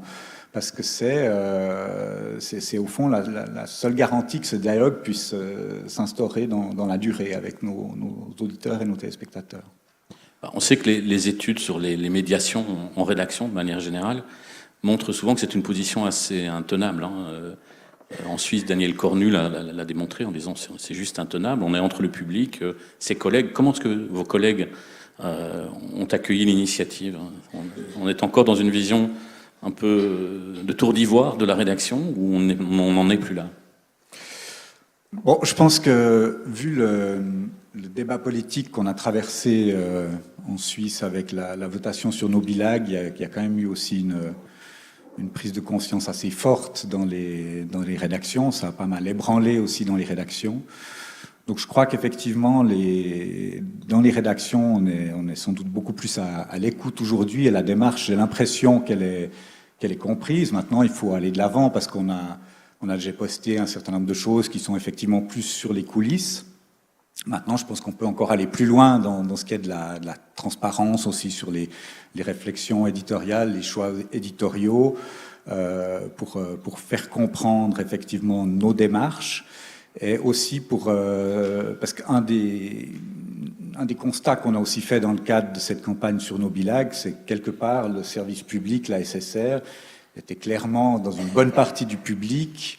Et ça va avec cette défiance qu'il y a face aux médias aussi, était clairement associé à l'institutionnel, aux élites, alors que c'est évidemment pas notre but. Nous, on veut plutôt se positionner comme étant un aiguillon de ces élites, une critique de ces élites, et on va prochainement, à la fin de l'année, vers une votation qui va être intéressante de ce point de vue-là aussi. C'est la votation sur les fameux juges étrangers, où on va avoir de nouveau une difficulté où l'essentiel des mouvements politiques sont opposés à cette initiative, l'UDC l'incarne, et ce sera d'aller faire entendre et d'aller capter aussi sur le terrain les réactions de la population par rapport à cette proposition, avec cette méfiance qui s'incarne à travers des objets comme ceux-là, comme il y avait eu la votation sur l'immigration de masse, d'arriver à aller capter ça auprès de la population. Et là, on peut réfléchir aussi, alors dans un tout autre contexte qui est celui de la politique suisse par rapport à la prison de Ted Coroner, c'est cette immersion pour aller prendre vraiment le pouls de la population et pas simplement aller un jour avec un micro, parce que là on n'obtiendra rien. On voit bien en quoi... Si, on va tout de suite. Je propose juste qu'on termine le tour de questions, et puis j'aurai encore une question à l'ensemble, et puis on prendra un temps de questions-réponses. C'est la moindre des choses quand on parle de public. Et surtout, l'animateur est trop long, visiblement. Donc, on comprend bien l'intention de l'émission, de retrouver le public. Est-ce que on voit bien en quoi Nobilag est un séisme, pas qu'en Suisse, ça a été suivi partout. Est-ce qu'il y a d'autres options qui sont prises? Est-ce que par exemple, David Dufresne a expliqué que c'est le service public qui peut commander ce genre de production? Est-ce qu'à l'RTS, on envisage aussi, je suis en train de faire, je suis bien gentil, je trouve, la prospection de marché pour David Dufresne. Alors évidemment que on est dans une position actuellement où on a ce qu'on appelle nos deux médias historiques, la radio et la télévision, puis évidemment tout ce qui se développe sur le numérique.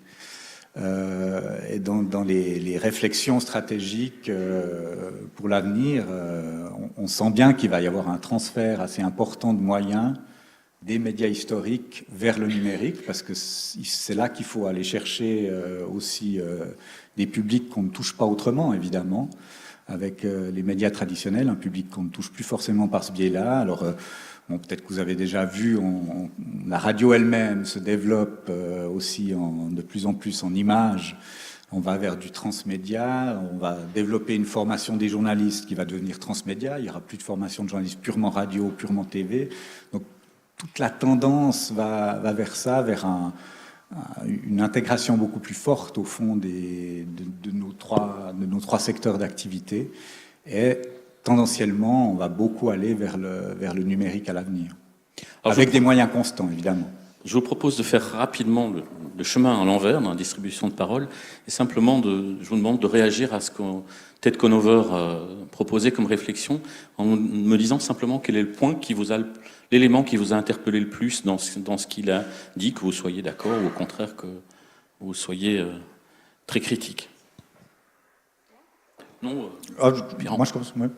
Moi j'ai effectivement été très intéressé par toutes les réflexions sur le côté immersion et la différence qu'il fait effectivement entre le côté immersion et infiltration. Je trouve que c'est effectivement assez porteur pour un type de journalisme. Alors là, c'est un cas très particulier avec du long format sur le long terme. Mais pour nous, je le vois assez aussi effectivement dans cette recherche de la compréhension de ce qui se passe dans la population. Parce que c'est vrai que on a vu le Brexit, on a vu Trump, mais en Suisse, nous, on connaît ça depuis un certain temps, aussi avec des mouvements populistes et qui ont créé des surprises en votation, et personne ne s'attendait vraiment à ces résultats-là, et parce qu'on n'a pas allé assez capter aussi ce qui était en train de se passer sur le terrain. Il y a les minarets, il y a l'immigration de masse, et puis on verra en novembre ce qui se passe avec les juges étrangers. Moi, ce que j'ai retenu, c'est le côté extrêmement ambitieux de ces enquêtes, parce que c'est ça, je trouve, qui est magnifique dans le journalisme littéraire et qui nous inspire tous, quoi. Un niveau d'enquête comme ça pendant des mois, avec une extrêmement grande exigence littéraire, un souci du fact-checking, je sais pas, c'est ce qui se fait de mieux. Et j'ai bien aimé aussi sa référence à l'anthropologie. C'est pas souvent que j'y pense comme ça, et je trouvais ça assez intéressant. C'est son attention au récit et la place du journalisme dans l'histoire. C'est pas sûr. Enfin ouais, non, c'est des questions qu'on se pose tout le temps, évidemment. Camille, est-ce qu'on peut s'attendre dans les mois, les années, à vous voir développer le même type de journalisme de temps long en Suisse romande ? Bon, alors on l'a juste évoqué, évidemment que ça demande des moyens qui ne sont pas à la portée de tout le monde.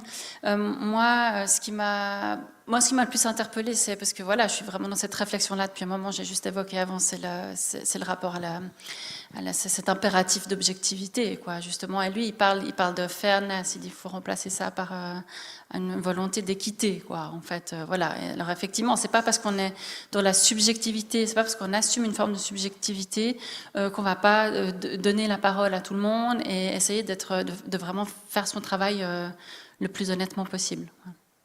David ? Alors, je suis embarrassé. Parce que en fait, bon évidemment, l'homme et l'œuvre sont fantastiques, etc. Mais par contre, j'ai trouvé un peu faux cul sur l'idée de non, c'est pas de l'espionnage.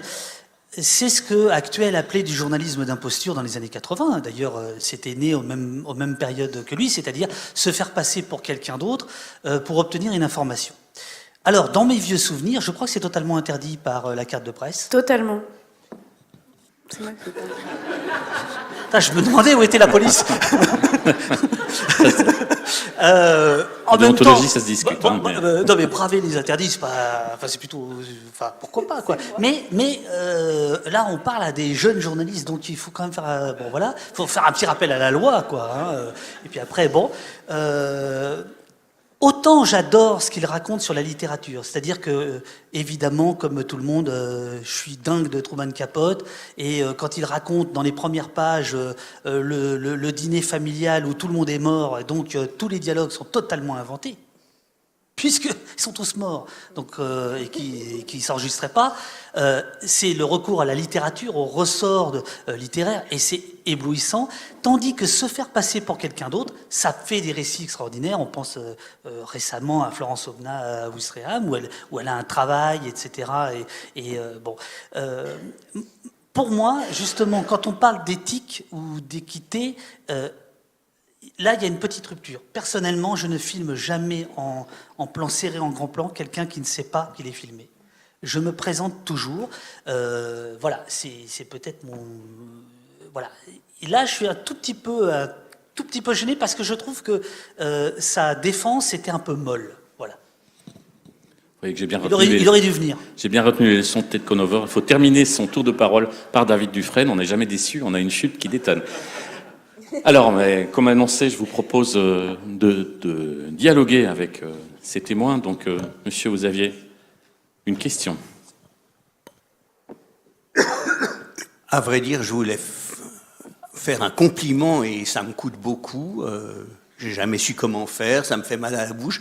Et surtout, faire un compliment à quelqu'un de la RTS. Et pourtant, j'ai l'impression que vous êtes un des rares à avoir bien compris le message de la campagne Bilag quand vous avez dit, malgré tout, on s'est retrouvés associés aux élites alors qu'on essaye du matin au soir de faire le contraire. Je suis pas sûr que vos collègues l'aient compris. En tout cas, mes amis et surtout mes ennemis dans la maison, j'ai l'impression qu'ils n'ont pas compris du tout. Mais puisque le directeur le chef, le maître des cérémonies m'a fait attendre quelques minutes. Entre-temps, j'ai eu quelques idées plus méchantes de questions. Alors d'abord, je vous reprends une partie du compliment, monsieur Pierre-Anne Chauffat, c'est que personne ne s'attendait à ce que c'est typiquement une parole d'expert. Il n'y a que les experts qui ont ces tournures de phrases. Tout le reste du public a compris et s'était attendu, mais les experts disent toujours comment pouvait-on prévoir et personne ne s'attendait à. Mais je vous laisse au bénéfice du doute. J'aimerais rapidement faire deux allusions. On a parlé des pétroleuses. Je crois que les pétroleuses est un terme qui a été mis en vogue par Louise Michel, sauf erreur, non? Est-ce que je me trompe? J'ai quand même été atterré d'entendre à la radio l'autre jour que les mémoires de Louise Michel n'étaient pas les mémoires de Louise Michel, mais étaient Louise Michel telle qu'elle aurait voulu être. Donc là, je crois qu'on est quand même en relation avec les questions, les enjeux de l'information. Il faut faire très attention à nos icônes. Pulitzer, Joseph Pulitzer a été le plus grand salaud de l'histoire de la presse. Ça, il y a peu de journalistes qui savent, etc.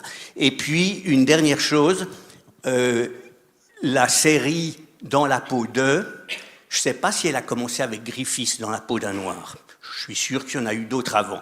Mais si jamais Annick Dubié aimerait ce livre pour sa bibliothèque, vous l'avez certainement déjà en 10 exemplaires. Mais si ce n'est pas le cas, j'en ai un exemplaire de trop chez moi. Et donc, je peux très bien vous l'envoyer par la poste si vous êtes amatrice. Alors, Louise Michel n'étant pas parmi nous, je propose que le service public réponde à la première interpellation, peut-être. Non, écoutez, par rapport à la question d'avis d'experts, non, c'est pas ça, mais c'est simplement un constat que la perception de ce qui était en train de se passer, si on prend l'exemple de l'initiative sur l'immigration de masse, c'est toute la problématique, notamment sur le bassin lémanique, de ce développement très rapide, de la croissance économique, de l'augmentation de la population, et que ce développement-là malgré les aspects positifs qu'il a à bien des égards et des infrastructures qui ont pas pu suivre à temps, il y a un phénomène de rejet qui s'est exprimé. Mais ça, oui, non, mais je vous simplement vous dire que on peut le reconnaître qu'on n'a pas capté quelque chose, en tout cas. Annick Dubié. Moi, j'avais envie de vous interpeller tous les quatre sur cette question de l'incarnation, parce qu'à vous écouter et à écouter Conover, on se rend compte que ce fameux journaliste qu'on représente, alors soit on lui demande de monter sur scène et de se mettre lui-même en scène, soit on se parle à soi-même en tu, Anniva le fait aussi, elle nous en parlera peut-être tout à l'heure, on s'interpelle soi-même, soit comme David, on se cache derrière des personnages de fiction pour transmettre le contenu, ou alors dans l'autre jeu, on demande au lecteur de faire le boulot de découverte et d'incarnation. Et puis Conover qui nous dit, il y a des fois où c'est important que j'y sois, puis il y a des fois où c'est important qu'on me voit juste passer. Je me dis, on n'arrête pas de lui courir derrière. La salle est pleine de journalistes ou de futurs journalistes. On n'arrête pas de dire qu'il faut dire je. Et il est où ce journaliste à la fin? Est-ce que c'est pas simplement une méthode à la Conover de dire bonjour, I'm Ted Conover and I'm the journalist and I'm speaking now. Enfin, il est où ce journaliste derrière lequel on n'arrête pas de courir, qui se montre un peu, qui se retire et qu'on trouve jamais au fond? Où est-ce qu'on le trouve? Qui veut répondre? Donc, tous les récits sont à la première personne. En même temps, c'est souvent très ténu et un peu léger. L'idée, c'est pas non plus que les gens arrivent. Enfin, c'est assez mouvant, mais rien que l'idée, c'est pas non plus de déballer ces états d'âme, et c'est juste d'avoir une petite subjectivité, comme vous disiez, un petit peu de doute. Et je pense que c'est juste ces toutes petites choses un peu fragiles ou un peu plus compliquées, qui sont pas toutes puissantes, qui font que les gens sont très embarqués par ce qu'on leur raconte, je crois. Voilà. Moi, je pense que ça dépend beaucoup finalement du type d'article ou de sujet qu'on traite, parce que c'est vrai que si tous les papiers radio finissaient par être écrits au jeu et comme ça, je pense que ça deviendrait assez vite lassant pour l'auditeur. En revanche, c'est vrai que nous, on avait fait de notre côté aussi une expérience où c'était Nicolas Ischiao qui avait fait tout un périple depuis la Turquie jusqu'en Angleterre avec des migrants, où là, évidemment, lui-même en tant que journaliste, alors il s'est toujours déclaré comme journaliste, là on n'était pas dans l'immersion, mais il a vraiment fait le voyage avec eux et on les a suivis par la suite dans leur tentative de processus d'intégration. Là, ça se justifiait pleinement parce qu'au fond, c'était vraiment lui qui faisait ce voyage avec eux, qui racontait son périple, qui racontait au fond ces migrants dans leur voyage. Donc là, ça s'y prêtait très bien. Et puis bon, pour reprendre, enfin Camille pourra le dire mieux que moi, mais l'exemple de Constantin, là, c'est un des portraits les plus efficaces qu'on a pu lire de Constantin en utilisant cette forme-là.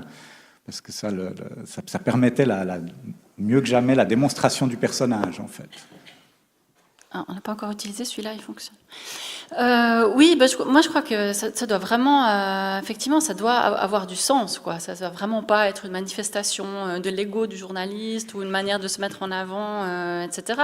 Il faut que ça ait du sens. Moi, par exemple, j'ai fait un autre long format sur l'affaire Swiss Space System, en fait, que c'est la faillite de cette société qui voulait envoyer des micro-satellites dans l'espace à bon marché, et puis qui a vécu pendant 4 ans sur des prêts, du sponsoring qui a trompé tout son monde, jusqu'au Conseil d'État, Dassault, tous des grands noms, etc. Et en fait, quand j'ai fait ce long format, j'ai rencontré Pascal Joussy, qui est le CEO de Swiss Space System. Il m'a téléphoné, en fait, quelques semaines en fait avant la publication, et puis il m'a dit je vais vous dire toute la vérité, je veux parler qu'à vous, je sais qui vous êtes, vous êtes très sérieux, je me suis renseignée sur vous, retrouvons-nous à tel endroit, etc. Mais je veux que je veux que ça reste entre nous, je veux jamais apparaître dans l'article, je vais vous donner des informations, etc. Il se trouve que évidemment que je suis allée le rencontrer, et puis je l'ai écouté longuement, puis il a voulu me convaincre longuement qu'il avait été agressé par des Chinois, que en fait son groupe faisait l'objet qu'il y avait d'autres groupes en fait qui voulaient mettre la main sur des données, etc. Et en fait, alors il n'a pas encore été jugé, mais a priori tout ça, ça faisait partie de la mise en scène. Il a essayé de m'embobiner, quoi. Et moi, du coup, j'ai cassé en fait ce deal qu'on avait, et j'ai raconté en fait ma rencontre avec lui. Et de nouveau, j'ai mis la première personne parce que j'ai raconté que je l'avais rencontré et comment je m'étais retrouvée face à lui. Il m'en a voulu parce que c'était censé, mais ça tenait plus pour moi. Du coup, donc là, ça avait du sens. C'était une petite partie de l'article qui était à la première personne. Alors, sur la question de l'ego, bah si, moi je crois qu'il faut l'assumer. Par exemple, quand on s'appelle Hunter Thompson et qu'on invente le gonzo-journalisme, qui est la forme la plus aboutie, on pourrait dire, du journalisme immersif, etc., ce type est complètement camé, et c'est parce qu'il est complètement camé qu'il voit qu'autour de Nixon, pendant la guerre du Vietnam, beaucoup de drogue circule. Et qu'il le raconte dans Rolling Stone. Et que quand ça sort, c'est une explosion. Mais pourquoi ? Parce que le type, il est capable de dire, bah, moi je prends de la drogue, plus j'en prends, plus j'écris, bon c'est Las Vegas Parano, etc. etc. L'âge d'or du nouveau journalisme, c'est les années 60-70. Tom Wolfe, qu'est-ce qu'il fait quand il fait le gauchisme de Park Avenue ? Il est dans les faits, et il dit pas, je suis nulle part. Et moi, j'ai un souvenir extrêmement précis, il y a presque, il y a 10 ans maintenant, quand je suis allé voir les gens de Tarnac au début, la grande difficulté que j'ai eue, c'est qu'en fait, ils m'ont posé une question, ils m'ont dit, d'où tu parles ? D'où tu, le journaliste, tu parles ? Pourquoi vous êtes toujours au-dessus de la mêlée ou en dessous ? On ne sait pas, voilà. Et une fois qu'on a posé cette question-là, eh ben, on peut assumer. Je crois, on peut assumer. Pardon, je vous regarde, mais c'est Annick. Non, c'est toi qui as posé la question. Et il y a une forme d'ego. Après, il faut que ça serve le propos. Je veux dire, si c'est pour étaler ces trucs, ça n'a aucune espèce d'intérêt. Mais si ça permet de comprendre les mécanismes à l'œuvre, le quotidien, les asperges, etc., c'est là où on est dans la littérature, c'est là où on est dans je pense, dans le vrai, quoi. Nicolas ? J'avais une question concernant au coût, donc à ce que ça coûte la parole à la première personne, parce que c'est du temps, c'est une forme de liberté, et aujourd'hui, on a tendance à faire avec les contraintes qu'on a dans nos différents médias, et on n'a pas évoqué justement l'entreprise de presse qui est derrière, ou les financements publics qui sont derrière pour pouvoir faire ce genre de choses, pour casser les codes, pour pouvoir justement laisser la place au jeu, alors que ça me paraît être vraiment un luxe aujourd'hui de pouvoir le faire, sur des sujets longs, sur des sujets qui n'est pas forcément ciblés, justement, comme on discutait ce matin. Quel rapport vous avez à votre entreprise de presse ou au financement, et qui vous permettent justement de développer votre point de vue ? Je vais juste répondre. Nous, on est rentable, en fait. Donc, on est essentiellement basé sur de la billetterie. On a créé 4 emplois, on rémunère tous les auteurs. Donc, c'est un peu contraire à toute attente, parce que moi, je viens de la télévision publique, qui est très subventionnée, forcément. Et là, c'est quand même très agréable de se dire qu'on peut avoir de la billetterie. On n'a pas de subvention, parce que comme on tombe entre toutes les cases, que ce soit théâtre vivant, presse, audiovisuel, on a un petit peu de subvention de livret-lecture minuscule, parce que il y a beaucoup d'auteurs et d'écrivains qui...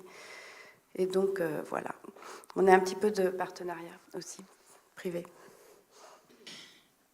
Oui, évidemment que c'est le genre de démarche qui demande du temps, et que effectivement ça a un coût, et qu'on sait très bien que moi je travaille pour Journal 24 heures, qui est propriété de Tamedia. On a vu ce qui s'est passé ces derniers mois, ces dernières années. Il y a la fermeture du matin, il y a des menaces de licenciement, donc c'est vrai qu'on est de moins en moins nombreux. Moi, j'ai quand même pu faire ce travail aussi. Par exemple, Constanta, c'est pas aussi parce que j'ai reçu un prix l'année dernière que j'ai, du coup, à l'interne, eu la possibilité de passer 2 mois sur un sujet.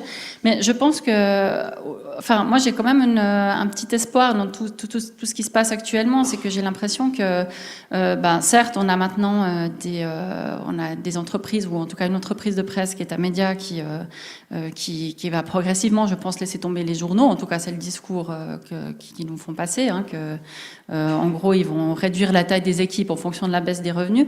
Mais j'ai l'impression qu'au niveau de mes collègues et de mes confrères, il y a justement la volonté de se réfugier dans d'aller à l'essentiel, quoi. C'est-à-dire et de réfléchir justement à c'est quoi notre métier et qu'est-ce qu'on veut amener et juste revenir à la base. Puis ça veut dire par exemple pour un journal local, ça veut dire qu'on va pas forcément pouvoir tout couvrir, mais qu'est-ce qu'on veut amener vraiment comme plus à nos lecteurs. Alors ça peut être à travers des démarches comme ça, où effectivement on emploie la première personne, on se met en avant, mais c'est aussi le retour à l'essentiel, c'est aussi voilà, revenir à notre rôle vraiment un peu de chien de garde. Et puis ce qui se passe actuellement avec les conseillers d'État, que ce soit à Genève ou dans le canton de Vaud, hein, où il y a des enquêtes, où il y a des démarches d'investigation qui ont été entreprises aussi sur Vaud au sujet de Pascal Broulis et puis Pierre Maudet à Genève.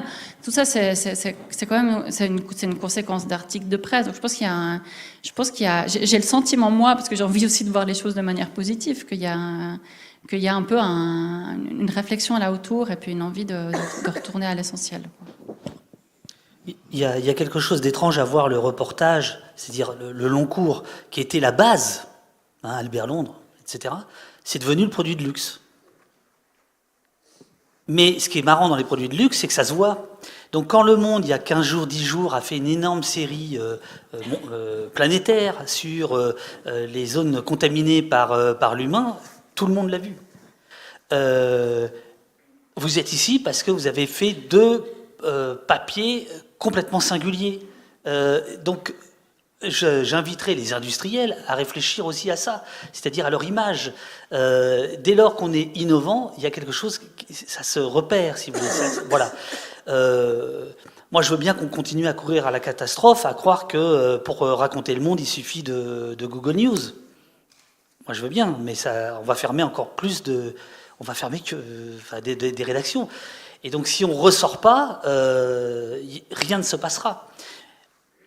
Donc aujourd'hui, on fait le dos rond. Aujourd'hui, c'est un produit de luxe. Eh bien, alors allons-y. Alors disons, écoutez, oui, laissez quelqu'un travailler 1 mois, 6 mois sur un sujet. Et quand il va revenir, ça va faire beaucoup, beaucoup de bruit. Malheureusement, même ça c'est difficile à faire passer dans les rédactions. Mais c'est pas de la faute des journalistes. Et par ailleurs, on voit arriver des projets. Il y en a un en Suisse qui va arriver prochainement. Il y en a en ligne de production au long cours. Il y a Les Jours en France et d'autres projets comme ça qui essayent de remettre ça au goût du jour de la même manière qu'on a des revues type 21, etc., dont on parle toujours, qui tiennent quand même depuis de nombreuses années sur ce modèle-là du long cours. Mais ce qui est dingue, c'est que ce soit les autres journaux qui aient complètement arrêté et qui aient complètement abandonné ce champ, quoi.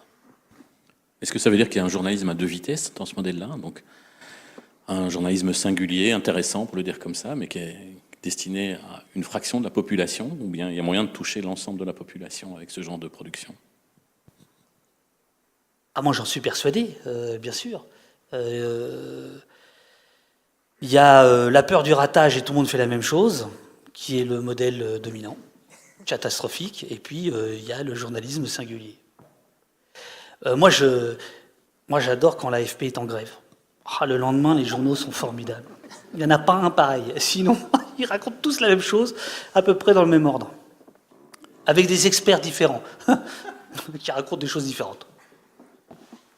Il y a une autre question, oui, au fond de la salle. Nathalie Pignard, peut-être, et puis on remontera, comme il y en a 2 en haut. Il me semble en fait que dans la thématique expliquer le journalisme, il y a aussi un acteur qui est très important, c'est le public, parce que finalement, toutes ces explications sur sa méthode, des anecdotes révélatrices d'une situation, etc., c'est pas tant à destination de ses pairs ou de soi-même, mais vraiment du public.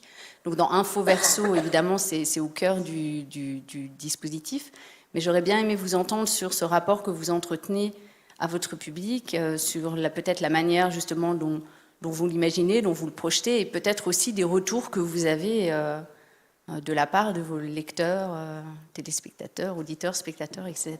Et si vous voyez peut-être aussi une évolution dans le temps. Voilà, ça fait beaucoup de questions en une, mais donc juste le public. où est-il dans tout cela? Bah, comme disait David, le public, il adore les bonnes histoires bien racontées. Enfin, tout le monde, hein, c'est complètement universel. Et franchement, et nous, on le voit, le public, il pleure, il rigole, il est hyper content. Il ne sait même pas que c'est du journaliste. Les jeunes, ils font même pas le rapport entre ce qu'ils... Enfin, on fait beaucoup d'éducation aux médias.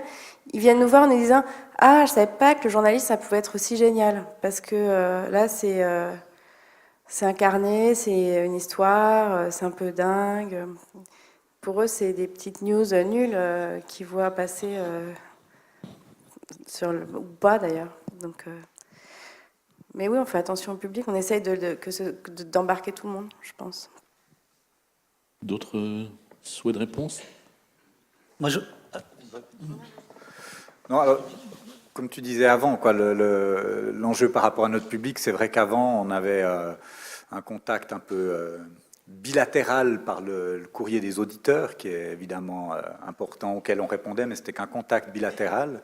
Et le pari un peu avec Info Verso, c'est de pouvoir mettre ce débat-là, ces interactions-là avec le public, que ça génère lui-même un débat plus nourri avec l'ensemble du public. Alors bon, ça démarre gentiment, puisque pour l'instant, je crois qu'il y a 1000 personnes sur la page Facebook d'Info Verso, donc on espère évidemment que ça va se développer et que le débat pourra se nourrir et prendre pour avoir un meilleur contact au fond et une meilleure interaction avec ce public qu'on essaye aussi d'aller chercher dans certaines émissions où les gens peuvent, notamment les émissions de débat, on va essayer de renforcer encore ça, de créer une communauté autour du débat entre Infrarouge et Forum pour avoir cette interaction-là aussi, qui puisse intervenir aussi dans les émissions. Donc là, il y a aussi ce type de réflexion-là par rapport au public. Et puis, alors par rapport à ce qu'on disait avant sur le caractère, entre guillemets, exceptionnel d'un article ou d'un événement, etc.,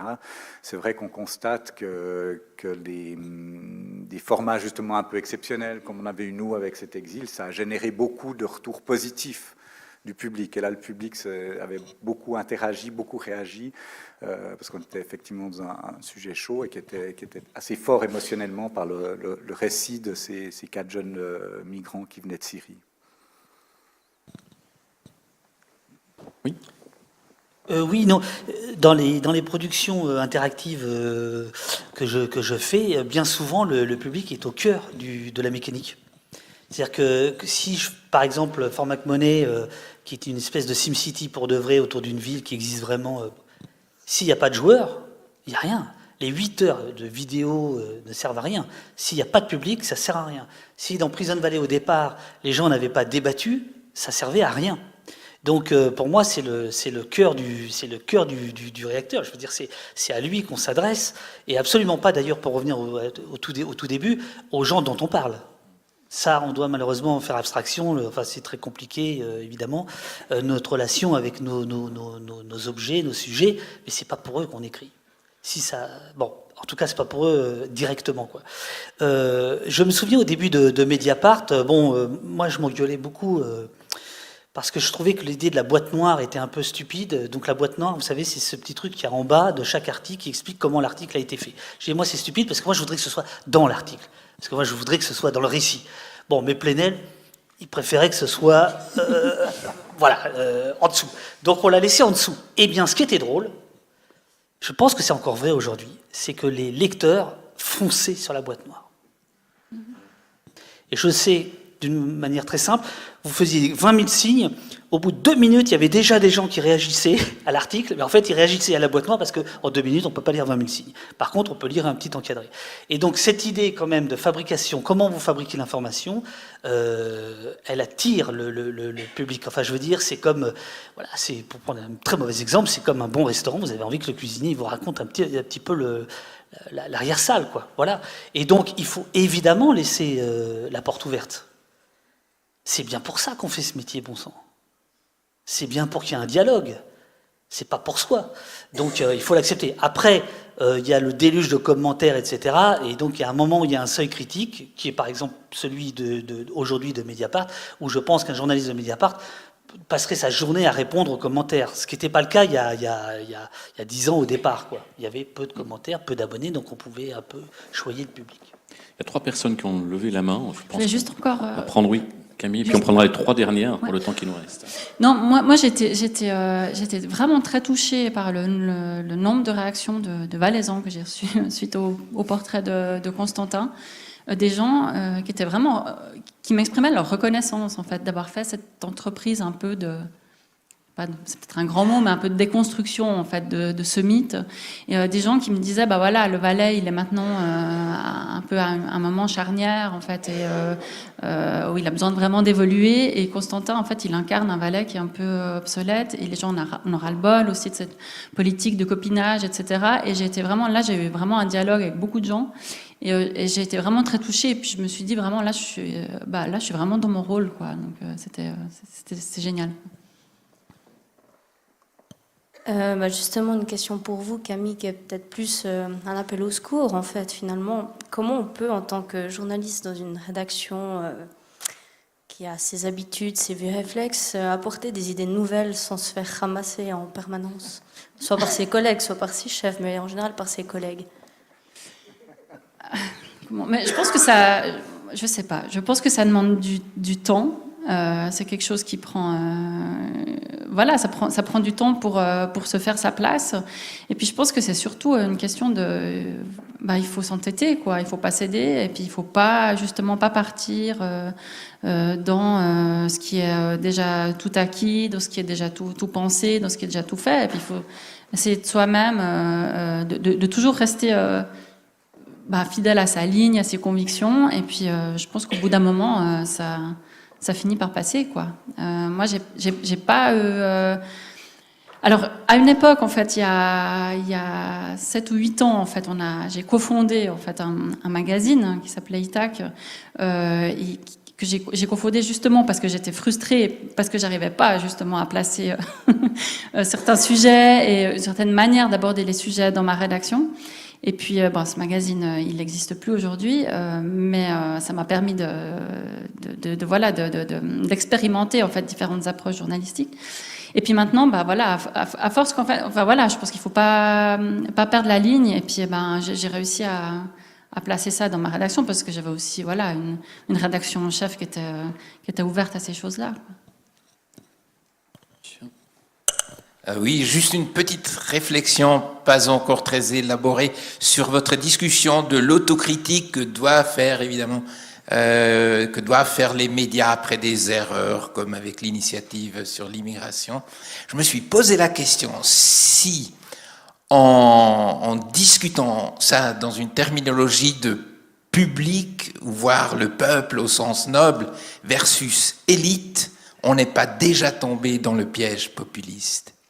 Oui, en tant que présentateur à la télé, je fais partie de l'élite. Oui, madame la conseillère d'État, avec qui j'ai eu le plaisir de discuter juste avant le début de la discussion, on fait partie de l'élite, mais c'est pas si simple comme ça. J'ai un mauvais feeling si nous suivons ce paradigme d'élite versus peuple. Peut-être après c'est déjà joué. Quelqu'un veut réagir ? Non, je pense effectivement que c'est extrêmement délicat à gérer. Simplement, la réflexion qu'il y a là derrière, c'est de se dire au fond qu'on doit être plus que ce qu'on l'a fait sans doute ces derniers temps, plus sur le terrain, plus à l'écoute des citoyens, du public, mais pas forcément effectivement nous de reproduire ce discours sur les élites. On sait que il y avait la fameuse phrase de Marcel Régamet, le peuple d'en haut et le peuple d'en bas. Évidemment, c'était avec un penchant politique. À Neuchâtel, c'est vrai, oui, pour d'autres raisons. C'est vrai, d'accord. Non, mais c'est vrai que c'est un terrain extrêmement délicat et on sait très bien que certains partis ont bien réussi à exploiter cette opposition, au fond, entre de prétendues élites et le peuple. Là où... Les pigistes perçoivent les journalistes de la télévision comme une aristocratie décadente ou un clergé corrompu, il faut quand même dire les choses.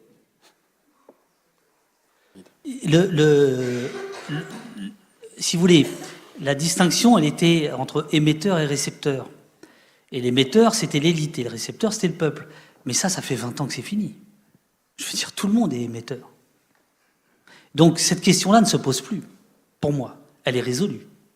Et ceux qui pensent qu'on est toujours d'un côté l'émetteur et récepteur, vous avez raison, en élite et peuple, se trompent. C'est terminé. Sur ce plan-là, du moins. Sur le plan de l'information, de la circulation de l'information, de ce qui est raconté, de ce qui buzz, de qui choisit, etc., qui choisit ce qui doit être dit à quel moment. Je veux dire qu'aujourd'hui, plus personne, dans beaucoup de pays, n'a plus besoin d'autorisation pour émettre, pour publier, n'a pas besoin d'argent. C'est quand même fou ce qui s'est passé depuis 20 ans. Donc cette notion-là, ceux qui l'ont en tête vivent dans le passé. Mais il y a toujours la stratégie politique de maintenir cette... Oui, mais c'est une stratégie qui s'effrite et qui s'écroule. Tous les chiffres le montrent, qu'ils soient d'audience, de vente, ainsi de suite. Vous voyez, donc... Oui, on peut espérer ça, mais c'est vrai que si on pense rien qu'au terme de classe politique qui s'est imposé en Suisse, c'est un terme qui n'a pas un sens juste syntaxiquement. Si on prend le système politique suisse, qui est un système politique qui est fait avec des miliciens, et il s'est quand même imposé. Et dès qu'on parle de classe politique, on l'oppose forcément aux citoyens et à la population. Et là, c'est de nouveau un jeu assez dangereux. C'est utilisé évidemment de manière volontaire par certains partis. Toute dernière question, Thierry Herman. Oui, je voulais revenir sur le titre qui est « Expliquer l'information », parce qu'en fond, ce que j'ai beaucoup entendu, ce n'était pas tellement des questions d'explication, mais des questions de narration. On veut casser les codes, faire des nouveaux récits, on parle même de littérature, de choses comme ça. Je me suis demandé, d'une part, est-ce que ça ne prend pas trop le risque d'être dans le storytelling et de l'anecdotique, d'une part, et d'autre part, est-ce que le moyen de réinventer le journalisme, ce n'est pas aussi de se réapproprier l'idée d'expliquer le monde, expliquer les événements, par des analyses ou par une façon de vulgariser l'information plutôt que simplement la transmettre, montrer un peu les enjeux qu'il y a là derrière, etc. Est-ce qu'il y a aussi une évolution de ce côté-là, pas simplement du côté nouveau format de narration? Quelqu'un veut réagir? Sinon, ce sera la forme de conclusion. Je dirais effectivement, la narration, c'est un aspect, mais...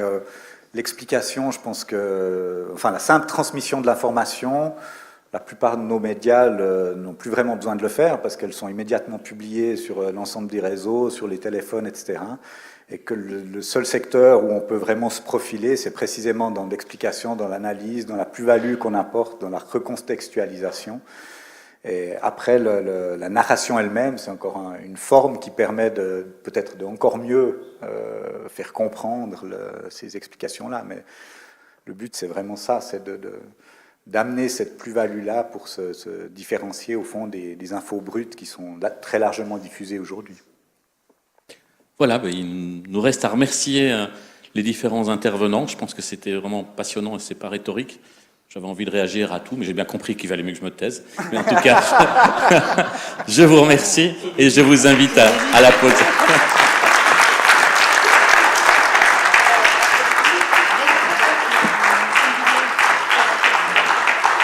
Alors, je vous invite à rester 2 minutes. Il y a une vidéo que l'on souhaite vous projeter. Je m'appelle Aurélie Toninato, je travaille pour la Tribune de Genève et j'ai fait partie de la toute première volée de l'AJM. Jade Albazini, je suis journaliste freelance et je viens de la volée 4.